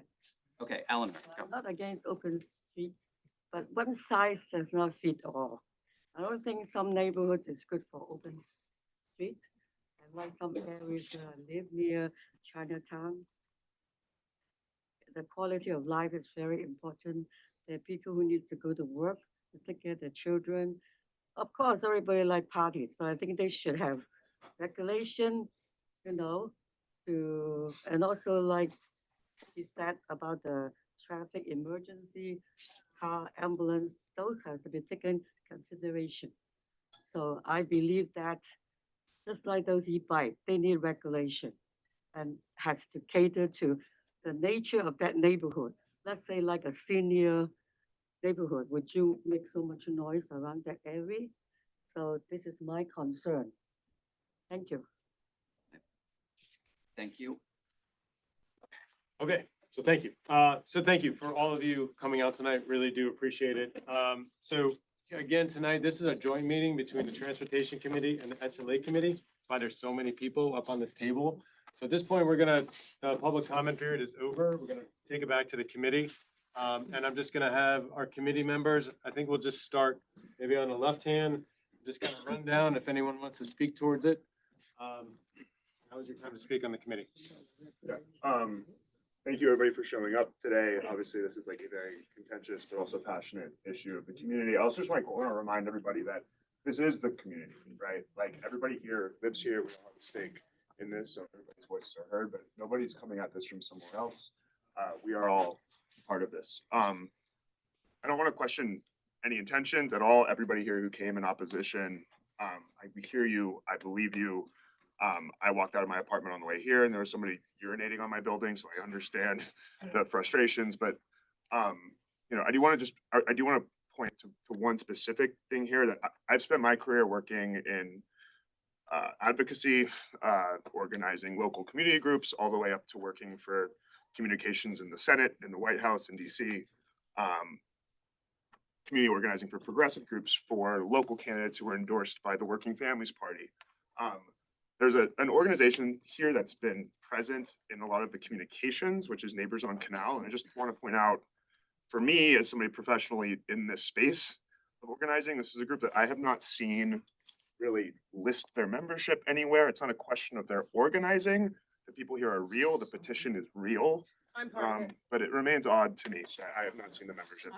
So, Well, we We're haven't all seen part of it. We members can of raise it. hands. people that's know. why I'm just sharing my opinion. That's all. Just wanna So make again, it known I respect it's you not- for being here. Yep. Yeah. So, I guess I'll go next. I'm a small business owner. I'm also a resident within CB3 for my whole life. I really think the Open Streets program is a lifeline for small business and restaurants in the area, especially right now when there's so much uncertainty with, consumer spending in our economy. And they also, employ a lot of people that are coming and living their New York City dream. So that's my 2 cents. Sorry, I'm a little sick. So I have been paying very, very close attention to this situation since the summer. I live right on the Canal Open Street. And excuse me, Emma, it's not your turn Where to do you speak. live? What's your address? Excuse me, Excuse please. me. Yes. Decorum, What's please. what's your address? Find out what Emma, address you is. were Mail it to you were her. not And recognized. where's One please. Strauss Square? Well, that's the opposition. So No, that's one person, please. Susan. Really, guys, like she can't, I'm trying to speak here and she's interrupting me. Michelle, so please No, I'm continue. talking about Susan. So I just want to say that I've been paying very close attention to the opposition. They started plastering the streets over the summer with this, and as Charlie referred to it, it was Neighbors on Canal. I've looked at everything that they put up, and I know for a fact that several of the people that are opponents have bought their apartments subsequent to the Canal Open Street operating for several years, and their apartments were very expensive. And I just don't really understand why you would move to a neighborhood with an existing condition that you hate when you're spending more than $2 million on your apartment. You know, we have a mixed use zoning situation in Community District 3. It's well known. And I chose to live here not only because my family's from here before they were evicted by Robert Moses, of course, but because I love what this neighborhood means and what it represents and what we can have access to here. And I just don't understand why you would choose to move here if you're spending $2 million on an apartment when you could live on the Upper East Side or Park Slope or somewhere without mixed use zoning. It's just the reality when you move into somewhere with businesses on the ground floor near residential apartments. It just is. And the reality is that this is an underinvested neighborhood. And as people have referred to before, people started pissing on the ground like centuries ago on the Lower East Side. And it's not something that just came about because of the Canal Open Street. And it's something that could be solved with investments in public bathrooms, which is something that our elected officials apparently have no interest in. And I love my neighborhood and I love all of its warts and I love the open streets. I just wish that there were more of them and that they were all 7 days a week, especially the Canal Open Street, because I live above it and I love a nice outdoor Tuesday dinner. And just to conclude, the Open Streets program is a public good. The Vera Institute has said that open spaces make us actually safer. And it also helps keep restaurant staff and patrons healthier and safer passively. And it puts all of us at lower risk of illness and infection. So that's why I'm going to support all of the open streets. And I encourage my fellow committee members to do the same. You and the Dime Square Block Association. Please. Thank you, Emma. Can I say something? Everybody, I hold on one promise I'll be second. good. I promise. How you doing? My name is Kenya Hernandez, real quick. I'm a born and raised resident of the Lower East Side. Born and raised. I just want to say, I understand where residents who are born and raised here feel when it comes to this. I get it. The big picture here, we need regulations. There is no regulations. We are in a free-for-all city right now since COVID. So we need regulations. Maybe regulations are a big factor, and common decency and consideration for everyone involved. That's it. Yes. Please. So we're just gonna keep going here, and I just wanna just remind everybody, you guys had been great all night, like literally. Getting a little punchy, it's after 8 o'clock, prime time. Just keep it respectful, right? Everyone, we're all here because we are the community, we care about this community, I think that's why we're all here, so just respect everybody. That's it, so we'll keep going. So good evening, everyone. Thank you for voicing your opinions and coming tonight. I'm going to support all of the applications for the open streets. I'm a city worker by day. During the pandemic, I, amongst other thousands of city workers, were the front lines of the COVID response here in the city. I can't tell you how stressful it was, the long hours, the isolation. I lost family to COVID. And, being able to go outside, go dining outside, was really a lifesaver. It was really just a nice place to go out, meet up with loved ones in a safe environment. I'm a first generation Mexican. I live a couple doors down from 169 Bar, which is open till 4 a.m. So I've experienced Canal, open streets, and the best of it. I've seen the worst of it. And I don't see why we can't, work with the bid, to engage, the problems and fix them. I think it should be open 7 days a week on Canal Street. But I think we could all find a solution to make everyone happy. And so I'm going to support all of the applications. Thank you.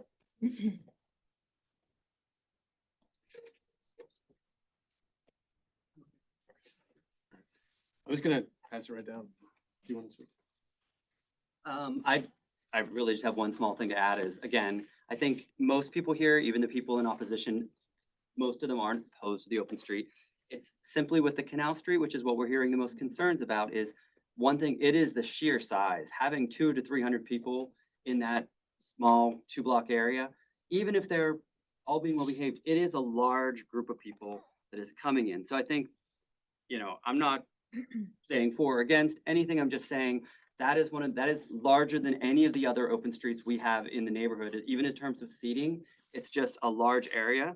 And I think it does need, as Kenny L said, I think it just needs to be controlled with regulations, and sometimes that's the best we can do.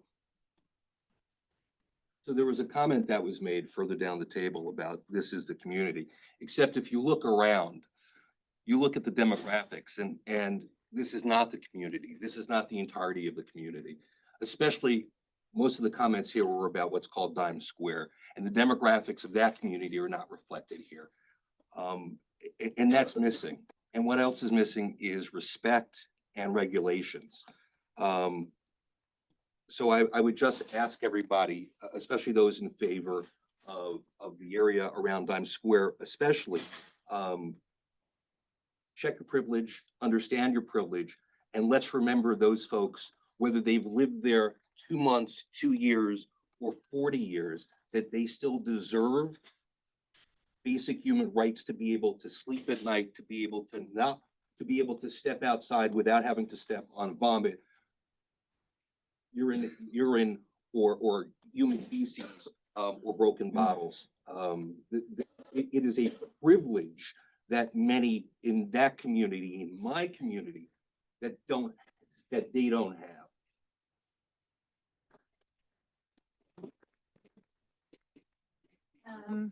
I'm Megan Joy, member of SLA committee.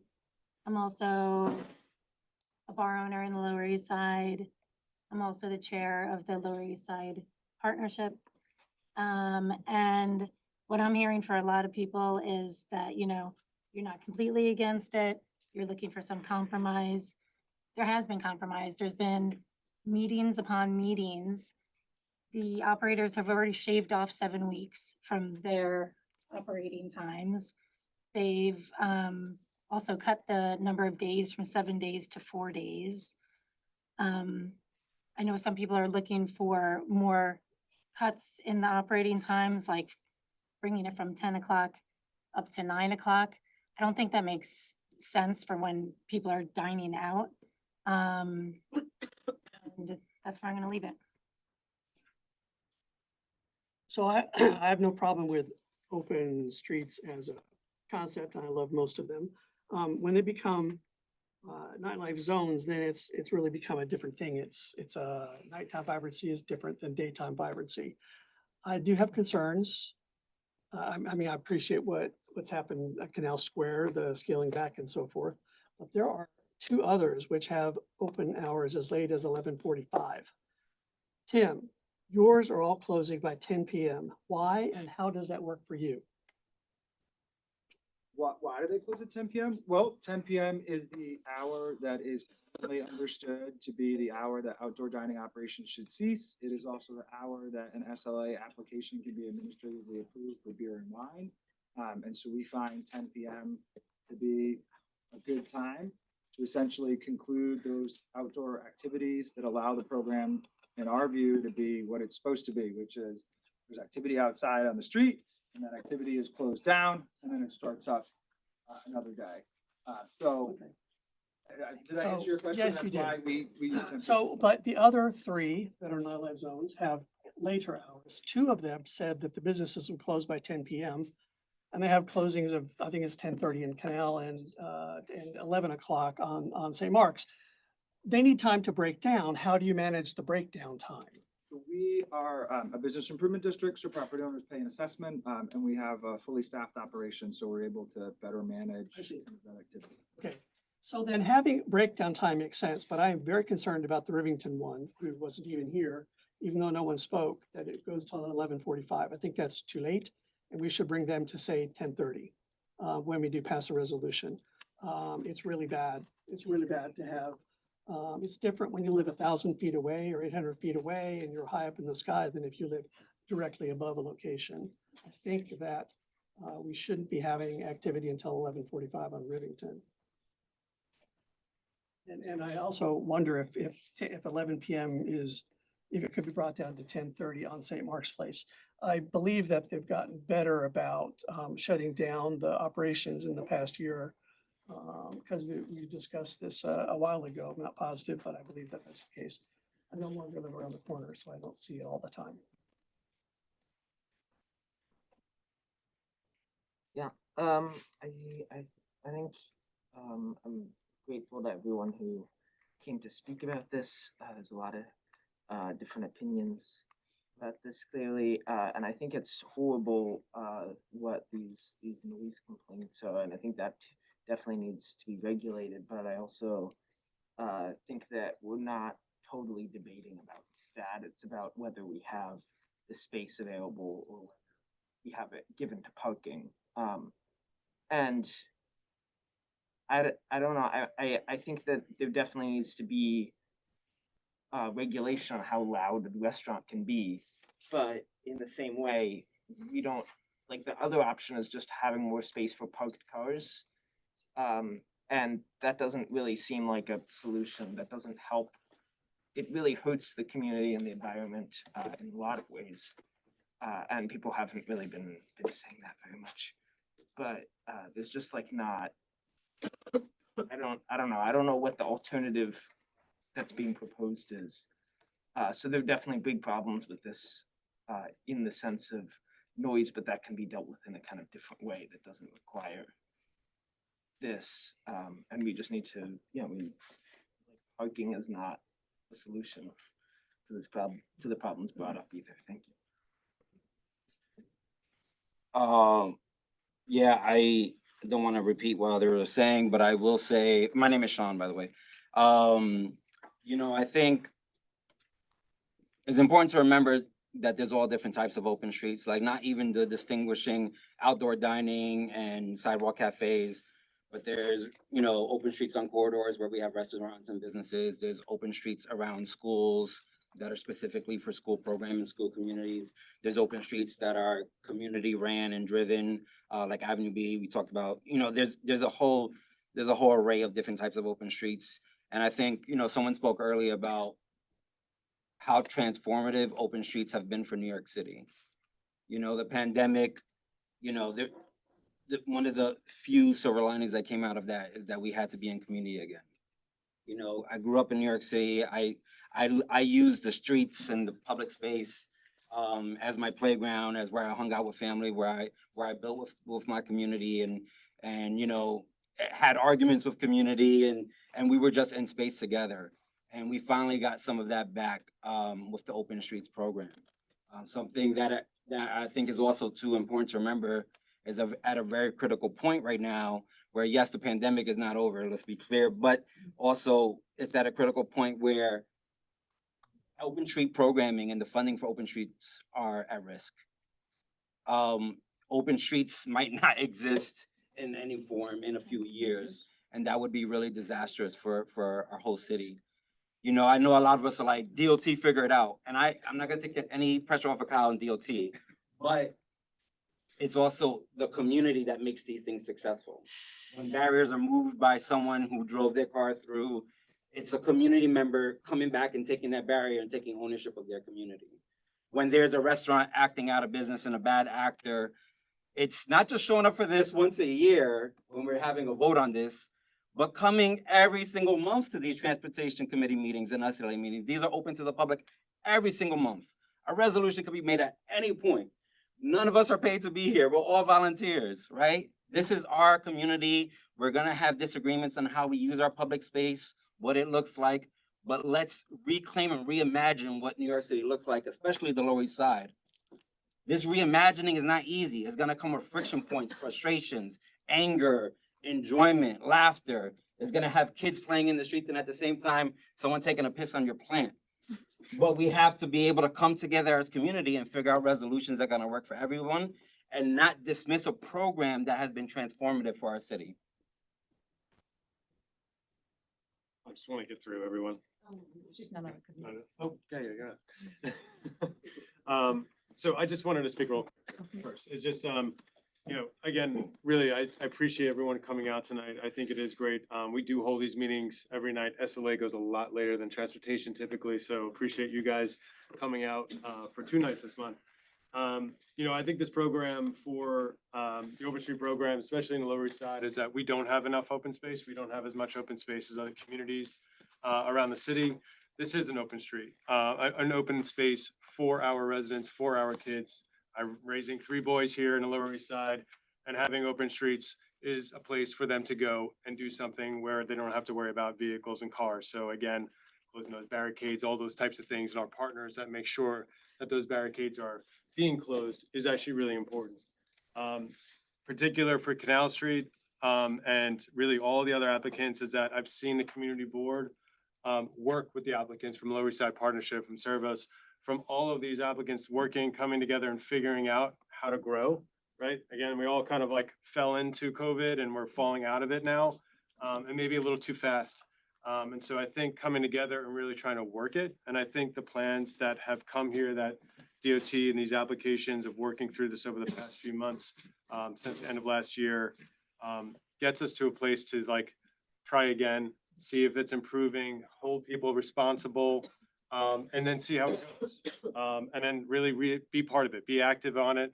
We've got this community board here that we can be active with. The community supports you in all your issues, try to see how to resolve it, use us to help resolve issues.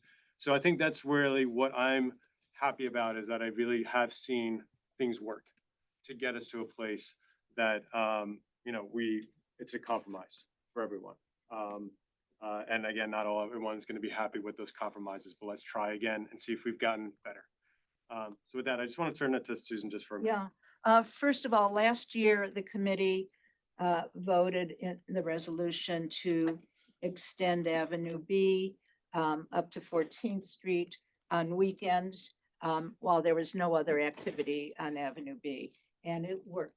So I want to ask the committee to consider doing the same thing this year. As far as, so I get the complaints when there is not enforcement or, when guidelines aren't followed. I do want to say we have, I think, 13 open streets. There's only one that had a problem. And I want to tell you, the problems were real.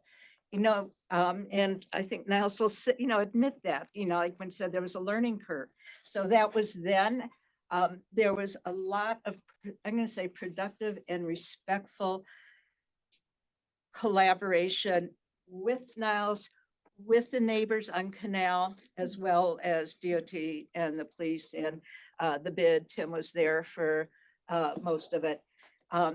So it is going forward. I don't think it's going to continue the way it did.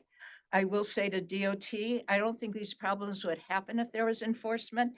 Like everyone, most of the other people, I think if the guidelines are followed, I think there won't be the backlash. So I'd like to ask DOT to proactively, not just one, but in general, to enforce. And also, the community board, if you have problems, don't wait, Gladys said, you should talk to Niles. Also, the community board by charter is required to deal with service complaints in the office. That's lack of enforcement. So don't let it go on. If you have a problem, report it and we'll work together to resolve it. And then I just have one question, what David brought up, just on the Sunny Boy at Rivington Street one, where that goes. And we were just talking about the SLA, and it looks like their steps are like 10 o'clock. So everybody that has signed outdoor stipulations, which is 97% of the over 100 applications, they have to close at 10. Now DOT allows them to be open till 12, and they will not recognize, they'll say SLA is the SLA, it's not our issue. However, if everyone that signed stipulations, that's on their SLA license that extends to the municipal property. So they must close or at least stop serving at 10. For the few, I think there's 6 altogether that haven't signed yet. The community board will be going to the SLA and asking for stipulations. So, they can be open till 11:45 if they've signed. It may be places without liquor. If they have no liquor, then there's no restrictions. It's not the only place on the block. I drove down there on my way here. But anyway, go on. Okay. All right. So, I guess, we're gonna do this together. We'll figure that out. I'm gonna just say, propose a resolution here that just says that we would approve all open streets as per the application dates and times. That's what I would propose to do. And I'd like to amend it.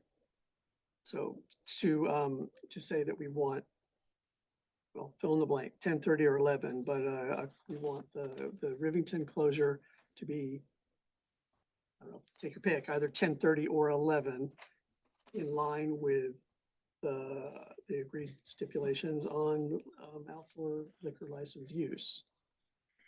DOT will not even I understand recognize that, that but we that can ask exists. for it. And, I'm just saying that referring to the SLA issue is likely to cause more It's also problems. just, is it really? it's also just consistency with. The city's pissed, the city and the SLA are pissed at each other. Yeah, well, but they have agreed, so I don't know how to phrase it then, but the fact is, they've agreed not to serve liquor after those hours.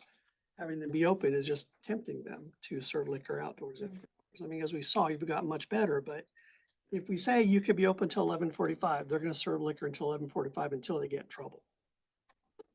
Well, I guess the question I have is that, so this was an existing open street from, I guess, This one last, has existed since 2020, actually. and this has been kind of going Until that hour? to that Yeah. hour? I've had no complaints. Really? No Okay. complaints. No, this one's pretty low-key. I think we are fine to work with the applicant. David, do you want to include it in the resolution? if DOT Let's is ask willing? them to do it, yeah, Okay. but let's ask them to try to get the applicant to close by 11 PM. I mean, that's better than 11:45. Yeah, well, I think we're gonna put all this in and then we'll kind of go line by line. But Nancy, are you taking notes over there? So no Avenue B. Well, I'm just gonna, We, I would, I just want to go, suggestion though, to, if we can adopt the original resolution and then work on it.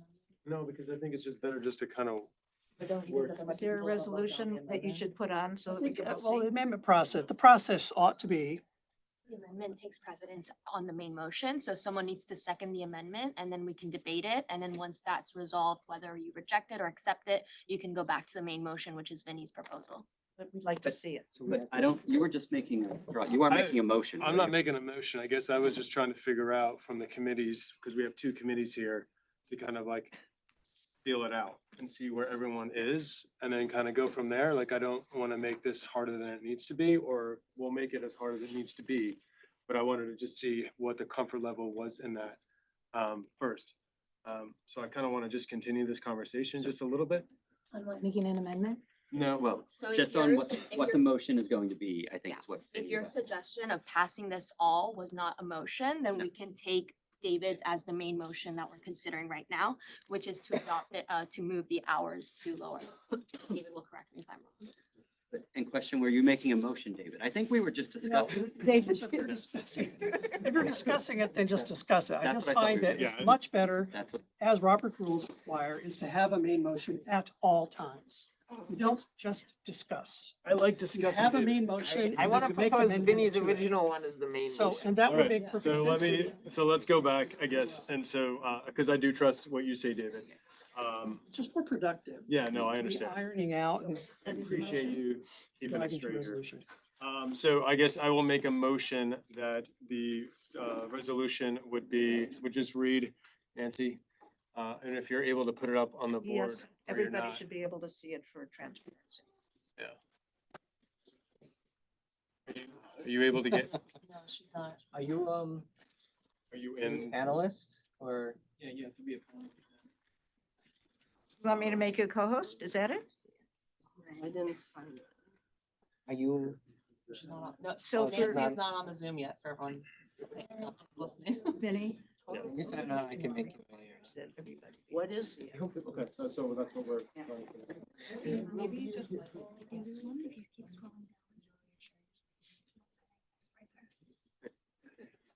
Nancy, are you able to join the Zoom? She doesn't have. She's working on it.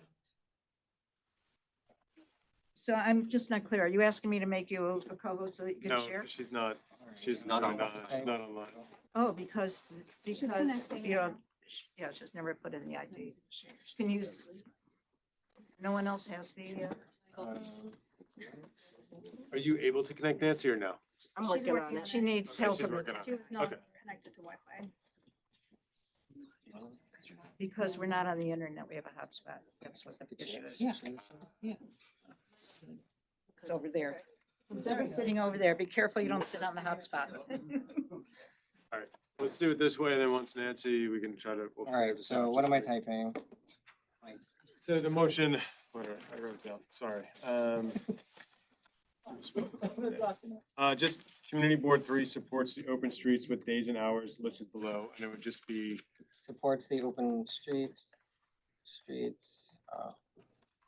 with the, days and hours listed below. And then it's just our agenda for the meeting, just posted underneath it. So it's all 12 open streets. I think there's actually 13. I kept saying 12. There is 13, did I say? It was my mistake, because I kept telling. I even have 13 here. We can argue about it, whose mistake it was. Okay, so here's my motion. I second your motion. Okay.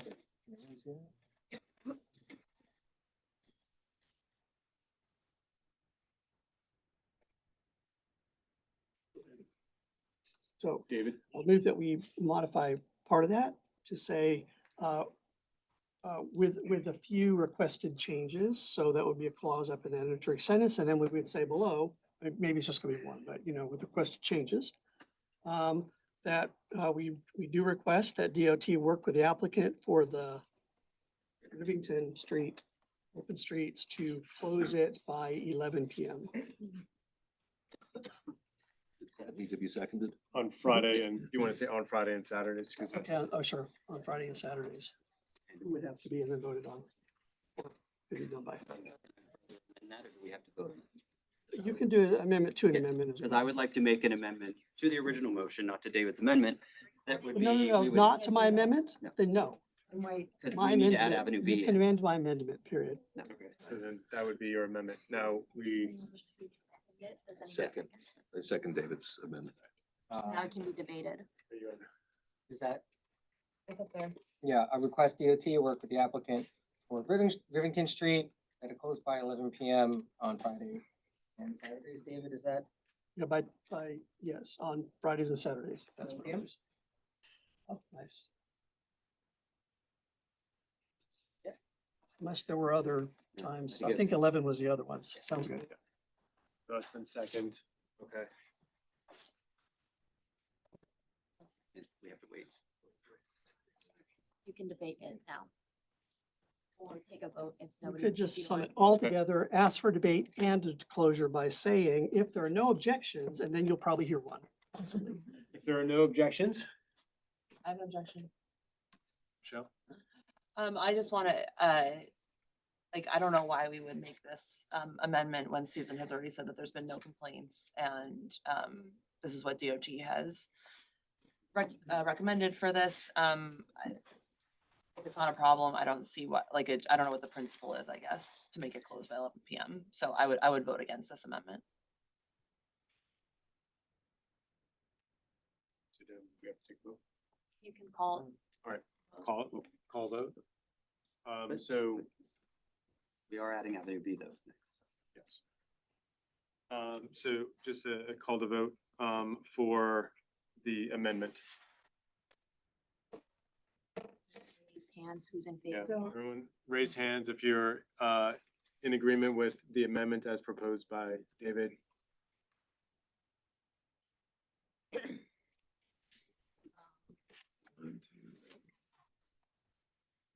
Six. If it's the majority, it passes. I don't know how many people are total. Yeah, it looks like it passes with, I think it was 6 against 5, right? Who knows? Wait. Nope, No, I think I'm we- counting third. There's no. seven. Who knows? There might be abstains, et cetera.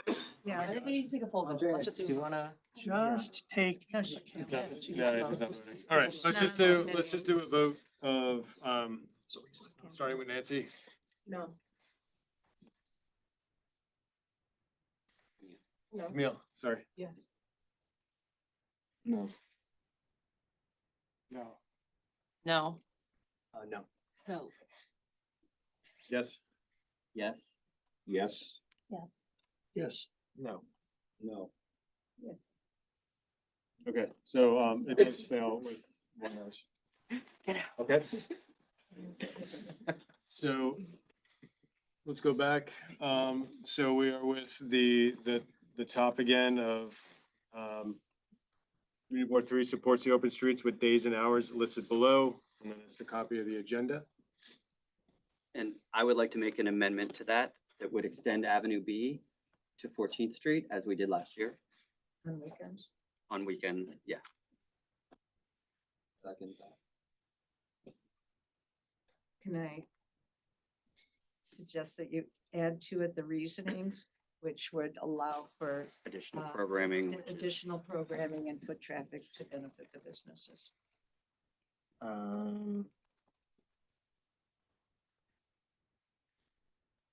You said 14th Street? Yes. What else should I add? On the weekends. Okay. For reasons. To add additional foot traffic. To allow for For the additional businesses. programming and increase foot traffic for the business. Increase foot traffic. And increased foot traffic. And increased foot traffic. For the business.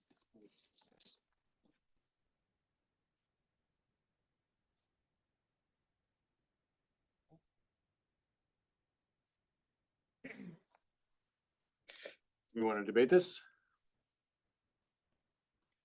All right, so I'll call a vote. We'll start with Nancy. We'll do it again.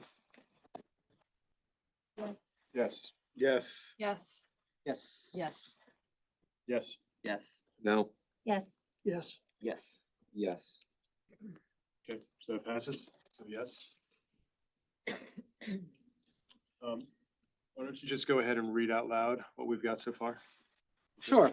Community Board 3 supports the open streets with the days and hours listed below. And the next bullet point would be the meeting agenda with the 13 applications. And then with an amendment to extend Avenue B application to 14th Street on the weekends to allow for additional programming and increased foot traffic for the businesses. Mr. Crane. Let's change those words, so they make sense. What's up? Yes, CB amendment extend is like CB3 requests to extend Avenue B, not B3 amendment. Yeah, take out. Sentence, Avenue application to 14th Street on the weekends. Sounds good, and get rid of the CS amendment at the front, please. Yeah. Okay.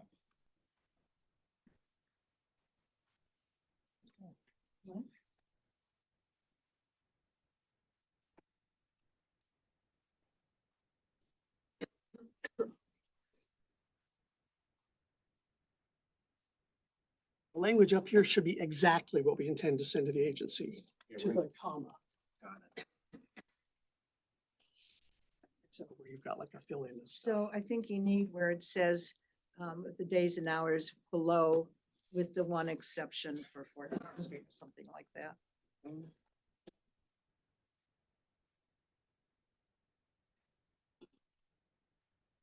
For Avenue B, not 14th Street.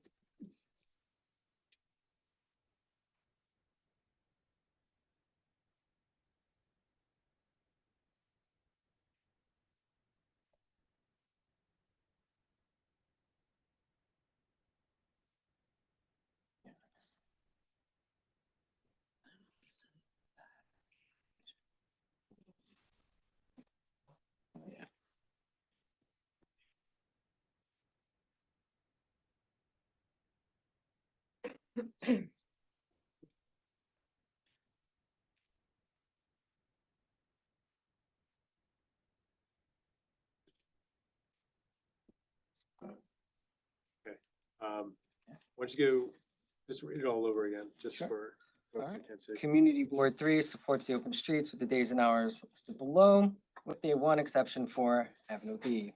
Next bullet point, we have the meeting agenda with the 13 applications.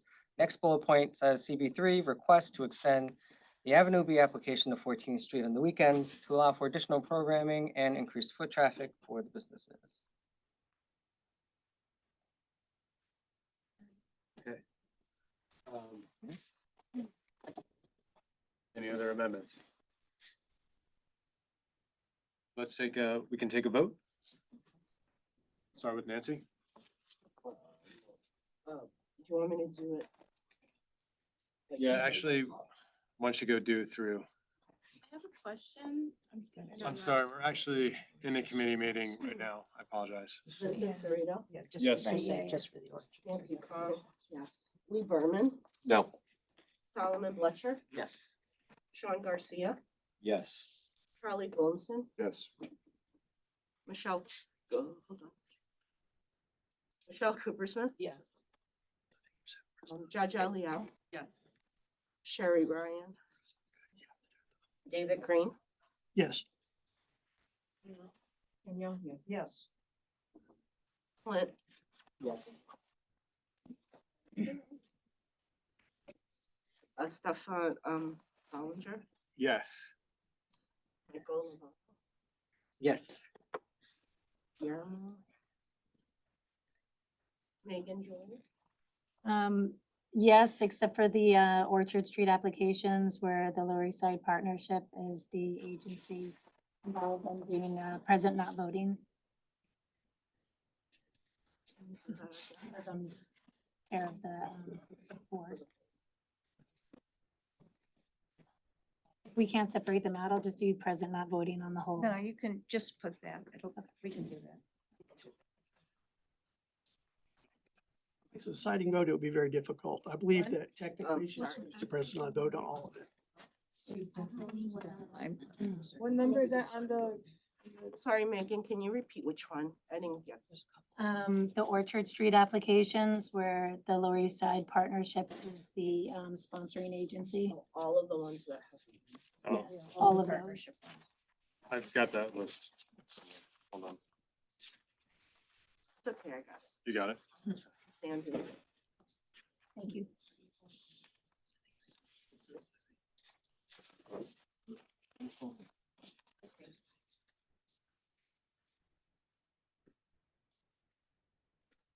That it? Okay, so it passes. All right, thank you. So that concludes the joint meeting. Stick around, we do have a transportation meeting now. Thank you, SLA people. Thank you, SLA. And in 2 weeks, we have our general meeting. It is for, Final vote at PS 20. I printed out Tuesday this the for 22nd. committee members for the bike station. Oh. It was on the, Oh, thank you for printing this out. Thank you. Susan, Thank were you doing everything? I wish I could do everything you say. I wish you could too. Literally. Over here checking my phone. Is it doing good? Did you sleep? I'm gonna make myself host because Michael's thinking. Hey, how are you? How are you? Sorry, I'm sorry? I'm gonna use the vote. That was. No, you probably need to do it for SLA. Yeah. You have to do a roll call for SLA. Oh, we need to do it. We didn't do either one. She did one at the very beginning for us to start the meeting. So I guess technically to end the joint meeting. I'm actually, So we should do a roll call for SLA too. Yes. Yes. You guys. Megan, say yes. Say yes. Sandy, yes. Thank you. Thank you, sorry. Yeah, sounds like such little ones. Yeah, you too. I honestly thought more people were gonna be. Great. So we need to be out of here in like 30 minutes. So if you are not staying for the transportation meeting, if I could ask you to go out in the hallway, go outside. I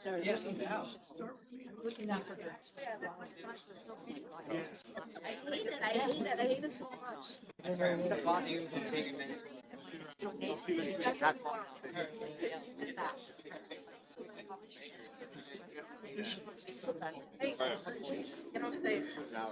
Thanks, Susan. Yeah, thanks for coming out. Yeah, I really appreciate it.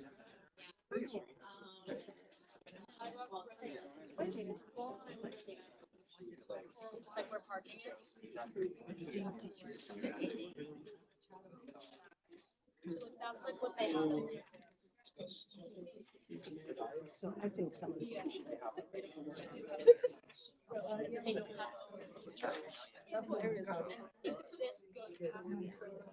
Very nice to meet you, Cammy. Nice to meet you. You riding your bike to an office.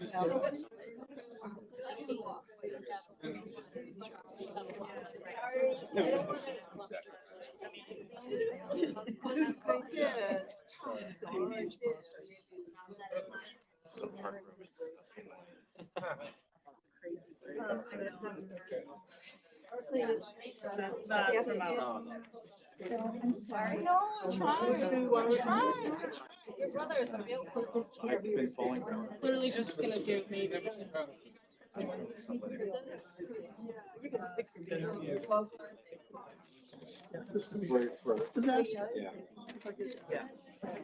I'm like, what do I do next?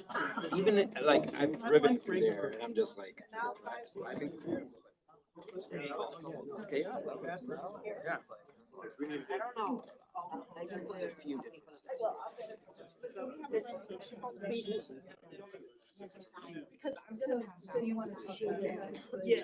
We got like 1 minute until 8:24. What time we got the space till?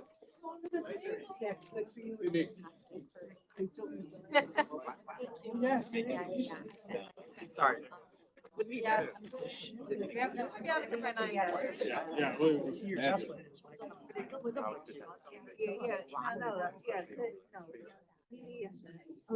I'll get to, yeah, we'll do that. We'll get DOT. Kyle already said 5. Just wondering when that. Yeah. Since we don't have Ed anymore. Yeah, is anybody replacing? Neil over there. Kyle Gorman. I was feeling the 42. I was You like, got to "Ah, the shit." bottom and you were like. I'm like, this is on video. It's gonna be awkward. I'm like, so much for that back pain. I'm like, it happens. You got up though. You did okay. Hey, man, I was there. I'm like, oh shit, what's gonna happen?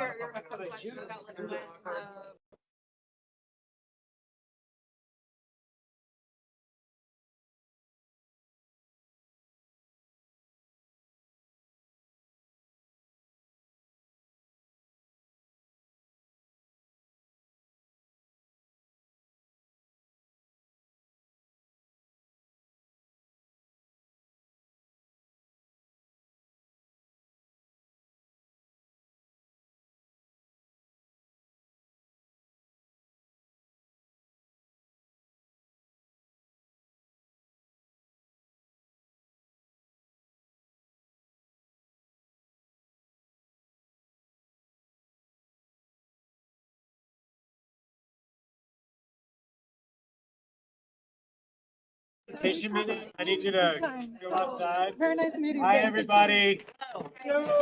Hi. Hi now. Hi, everybody. Voice clap I need once. you to stop talking now. Hear my voice. Clap twice. Next meeting. Thanks, everybody. If you are not here for the transportation meeting, I'm gonna ask you to leave. I need you all to stop speaking. Susan.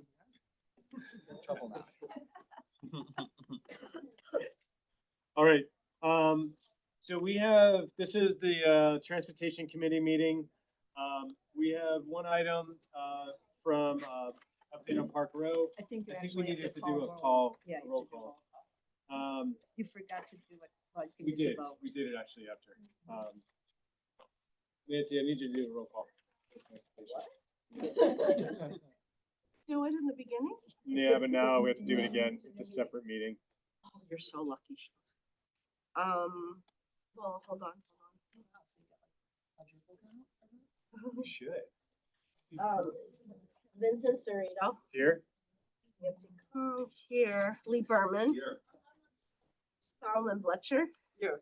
Sean Garcia. Here. Charlie Golson. Here. Michelle Cooper Smith. Present. Judge Eliao. Present. Sherry Ryan. David Crane. Here. Yeah. All right, great. So we had 2 agenda items for tonight. I am, and we have DOT here, and Kate's gonna give a little quick update on Park Road Bike Lane. And then there was another item of a discussion for the committee for goals, and I am going to omit that for tonight. Just skip that item. So again, I'm gonna just go to Kate. She's got our one item here just to give us an update, and she was so nice to give us printouts. So if you want to look at what's going on and what we're talking about, that is here. Sure. Thanks, Vinny. Hi, everyone. Kate Sharon, New York City Department of Transportation. So just to share an update on the larger Chinatown connections, Park Row improvements that a lot of you have been coming to the meetings about and have heard about. DOT, we are proposing to extend the existing bike lane on Park Row so that it would really extend for only about half a block on Chatham Square between East Broadway and Worth Street. So it would be a two-way bike lane protected by a Jersey barrier. And we would be doing some reversing, we'd be making some changes to the signal timing to accommodate for the cyclists. We're really trying to build on the cyclist safety improvements that we implemented earlier or last year rather, by making it easier for cyclists to get through the intersection safely. And there's a diagram on what it would look like attached, and it's only about 70 feet total, so it's a pretty short section of bike lane. I'm sorry, can you say from where to where? Yeah. So it's going to be it's on Chatham Square between East Broadway and Worth Street. Thank you. Great. Thank you, because that is actually a missing link when you're coming from Worth Street biking and trying to go to East Broadway. It is a free for all, and most likely every time I'm there, I'm seeing bikes actually go through Chatham Square, like actually on the plaza, because it's the only safe place to be as a biker, because it is a disaster over there. I do have two speaker forms that were filled out to speak about this. If there's anybody else in the room that wants to speak, we do have speaker forms. I'm gonna call on Ethan Chan. Yes. This was for before, but I can. I have you down here, Park Row. Yes. I'll guys speak after the meeting. Is that okay? Or are you guys opening it up now? This is your time. Okay. Very good. Thank you. Yeah, I wanted to speak about reopening and opening for bike lanes. I cross over Kim Lau every day, in the mornings, and I've also watched. I'm like an urban planning major at Columbia, and a part of my ethnography and writing my thesis on this is watching bike accidents happen all the time. And I definitely think that there needs to be better safety as well. But also another topic, but also reopening Park Row, like closer to 5. Gotcha. But yes, That is not the agenda item. yes. But yes. I'm just talking about this 70 feet of bike lane, for protected bike lane. Safety. Thank you, Ethan. And I have Jeannie. Okay. The proposed bike lane, that is the worst place it could be placed for pedestrian access. We have 5 streets that are coming into Chatham Square and hitting that location. That's pedestrians are crossing. This is Citibank, this is Chatham Square. This is the route people cross all the time. They're competing with 5 lanes of traffic that are all trying to make it to this extreme right lane so they can make a right turn to East Broadway because of the configuration. So people are not used to a two-way bike lane side by side. Why doesn't the south side go the other way and make it one way? It's so dangerous already, and to make it two-way makes it even more so at that location. 5 streets that are all competing to get into that lane that will be given over to the bikes. Everyone is trying to merge and make a right turn, and that is very, very dangerous for pedestrians. They're going to be competing with bicyclists as well as 5 lanes of traffic merging at that one spot. Thanks, Jeannie. So that is all the speaker forms I have for this item. Vinny, do you want to ask if anyone? Oh, is there anybody online? Sorry. If anyone's online, just raise your hand.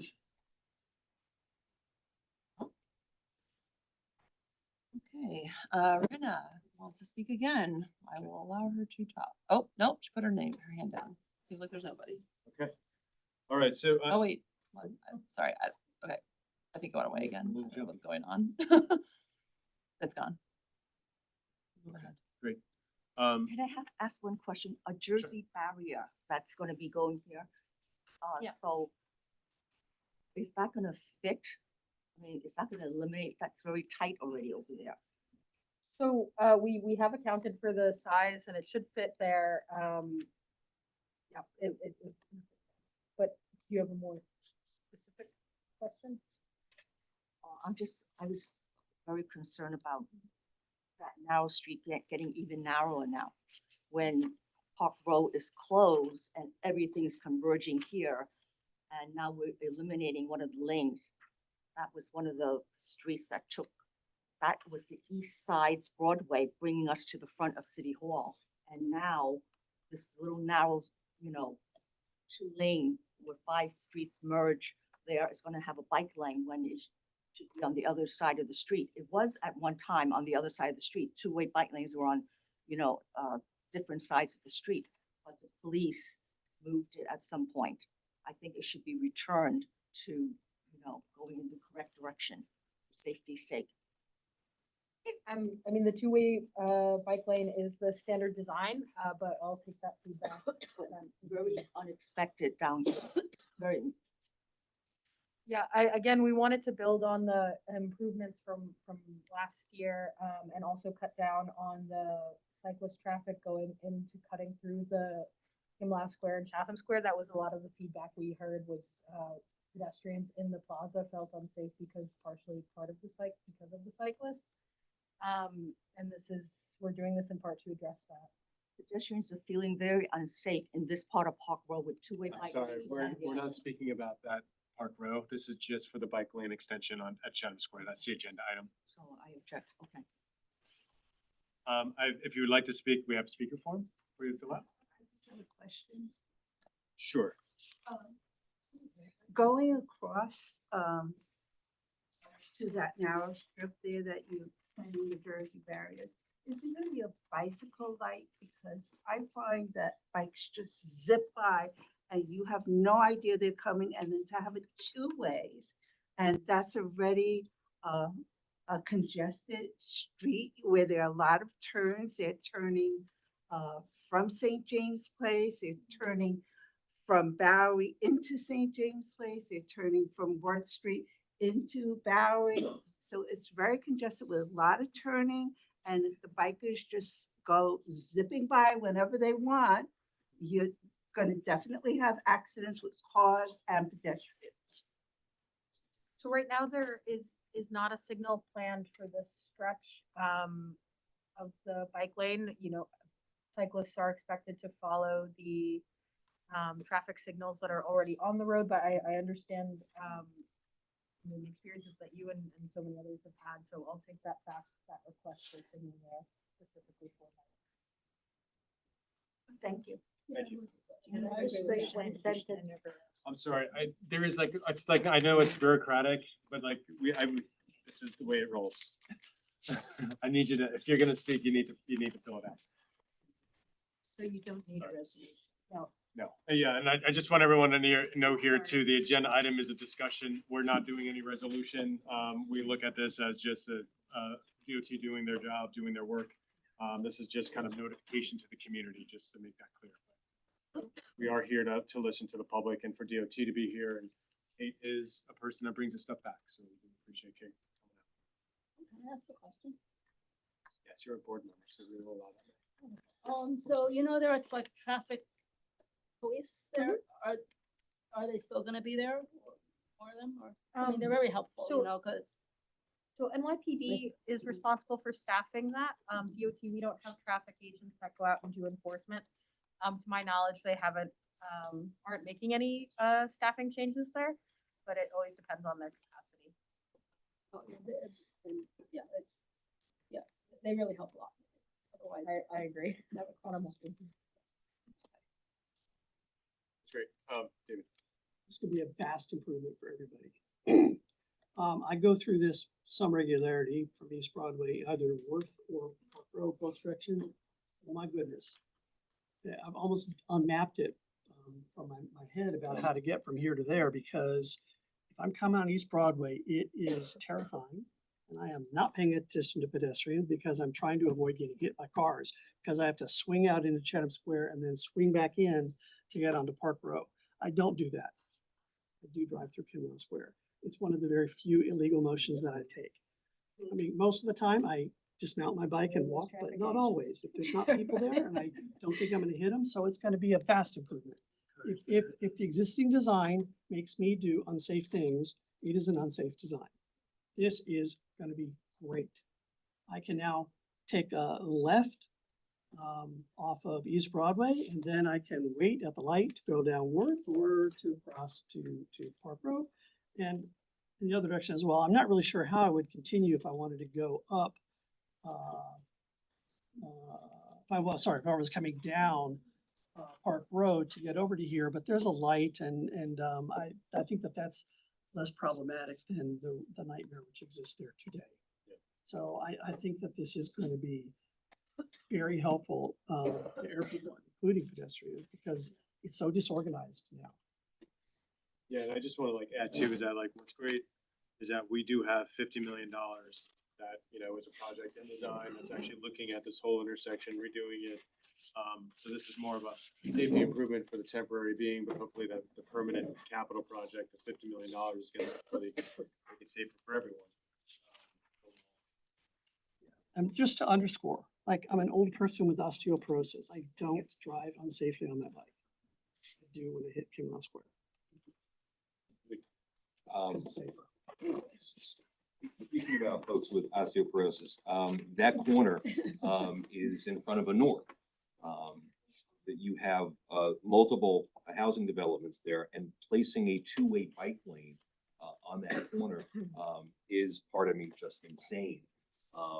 As somebody who crosses the two-way bike lane at Clinton and Grand on an almost daily basis, again, having a two-way bike lane where a majority of the pedestrians are senior citizens is just asking for trouble. And while we are grateful that, at least at Grand and Clinton, most are very spry, I'm not sure about Chatham Square. Hopefully they are just as spry. But between it placing a two-way bike lane over there, and to David's point, actually you're just pushing up what you're describing as an unsafe situation just up to East Broadway now, because how do you continue from there north, or I'm sorry, south, as you were saying? You still have to abide by the rules and regulations that, as Kate mentioned, all cyclists are expected to abide by, but anybody who is on that corner realizes most don't. So I would argue that this is actually decreasing safety for the pedestrians and cyclists over there by installing a two-way bike lane. If I could jump in just again on that, if I was coming south, I obviously wouldn't even know that there was a two-lane just across. I would not have done that. I would do the perfectly legal thing and get into the left turn lane and then maneuver my way down onto Park Row. That's what I would do today, and I would continue to do that. And I'm sure all cyclists would. Yeah, I mean, I think we're hearing too, though, that cyclists are using this corridor already, right? We use it. Cyclists are biking through this all the time. We're not creating a bike lane for imaginary cyclists that don't exist. The cyclists exist and they're at risk right now. Any of us who've cycled through there knows that that's a dangerous pinch point. And also, when I drive through there, which I do fairly regularly, I know it's kind of controversial. I drive through there and I try to avoid driving more, man, but when I drive through there, it's chaotic. You don't know where to go. There's no delineation. There's no where do you go, where do I go kind of thing. So more delineation, more designated areas for different types of modalities create safety for the driver, for the pedestrian, for the cyclist. That's why there's like posted PD there, because it's such a pitch point for everybody. So I think we're trying to enhance it. And this is extending to get to to the Manhattan Bridge, to get onto East, to get to a relief point where we know that it is real sticky. What a lot of cyclists do, I don't know if David wanted to admit this, but a lot of us go onto the sidewalk. we go to the sidewalk because a car is like turning and trying to hit, you know, like, so we gotta go on the sidewalk. We don't wanna do it. We don't wanna go on the sidewalk. You know, so a designated area is helpful. Anybody else in the committee? I had a question. Sorry, I had a question, Kate. So right now, when the cars are driving north up Bowery and they have, like, when they can turn right. Sorry, I only came in person because committee members cannot vote if they stay home. Thank you, Governor Hochul. But what, pedestrians have the cross on, Division there, right? Do you know? That sorry, on East Broadway. Cause I have memories of, or like, I feel like when you're crossing there, people are turning right into you. That I'm not sure, so I can double check. I'm just thinking like if I'm just thinking what might feel safer if there are fewer lanes of traffic, making a right turn there. Cause I feel like you have to look over your left shoulder. You have to look over your left shoulder when you're crossing there, which is always scary. So I just was curious because you mentioned signal changes.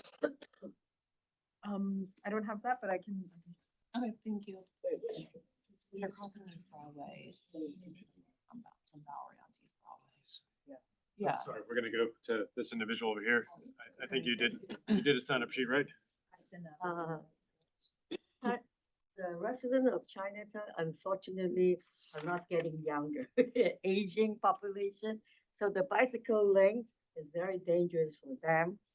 And I got hit one time and there was a Chinese lady who got killed by the bike in Chinatown, the Priscilla Law, okay? And that's why I think it's so important not to put so many bike lanes right in the center of Chinatown, like Bowery. There is a Confucius Plaza filled with senior residents. So they cross on the other side, very dangerous. And I see those delivery people crisscrossing for delivery. Where I come from, Hong Kong before, they built this underground passageway from this side to the other side. Would you guys do that too? So that'd be safe for everybody. Only takes money. You have the budget. We're all a little too lazy to go down and back up again, so. Anyway, I appreciate you guys consider what my friend said, give some consideration for the Chinese neighborhood. Okay, I appreciate. Thank you. Currently, East Broadway does have a bike lane that heads west. And so it would be a natural for them to go across Chatham Square, across the Bowery, and then head south. So It's fine. I think Kate's gonna take that back, just so everyone knows, this is just a discussion. This committee, we're not taking any stance on this extra bike lane here. But I think, Kate, you can take that back to the engineers. This is an extension. I'm gonna go with the DOT's looked at this, and from the safety experts that we, our city employees, we're relying on. I don't want to get for a tit for tat because the people who designed it aren't here. But I think if you have anything new that you want to just talk about, Kate will bring it back. And then, you know, if anything changes, we'll let you know. Can I say something real quick? Sure. I think especially with, if you're going both ways, it's already very narrow. I think what would be really good is a clear delineation also for cars, about how to navigate that area. It's very confusing for both, like when you were saying, like driving as a driver perspective. Obviously that will affect how like bikers interact with cars, because how we react as bikers is dependent on how cars react as well, right? And also like more like disincentivization to go into Kumho for bikers. But that would obviously be better if you have clearer delineations for cars and also for bikers, but also if you're going to do both ways for bikers, make it at least wide enough and there's no space, because a lot of people going into FiDi from Chinatown are a lot of deliveries, like they're on their e-bikes and they're going really, really fast. And we obviously have like, you know, us like pedestrians who are like biking, we have our time, but for delivery drivers, they're going like on their e-bikes really, really fast. And they're not really respecting whatever. So you need to get them either like enough space or you need clear delineation. And then once bikers have a clear like path that's safe for us, we're not gonna go into Kimlaw. And I think like that's because Kimlaw makes the most sense for us because it's the safest. If you have enough safety for bikers and for cars, then we're not gonna go to Kimlaw. I don't know if that makes sense. Yeah, fair point. I think we're hoping to delineate the space, especially for bikers, by having the painted and protected lanes. Okay, anybody else here in the committee? Okay, thanks. We're gonna call it a night. We could do a roll call. Vinnie, Nancy Kong, President Lee Berman. at the moment, But Ricky Berman. Here. Solomon Fletcher. Here. Sean Garcia. Here. Charlie Wilson, Michelle Coopersmith, Judge Elias. Thank you. And David Cream.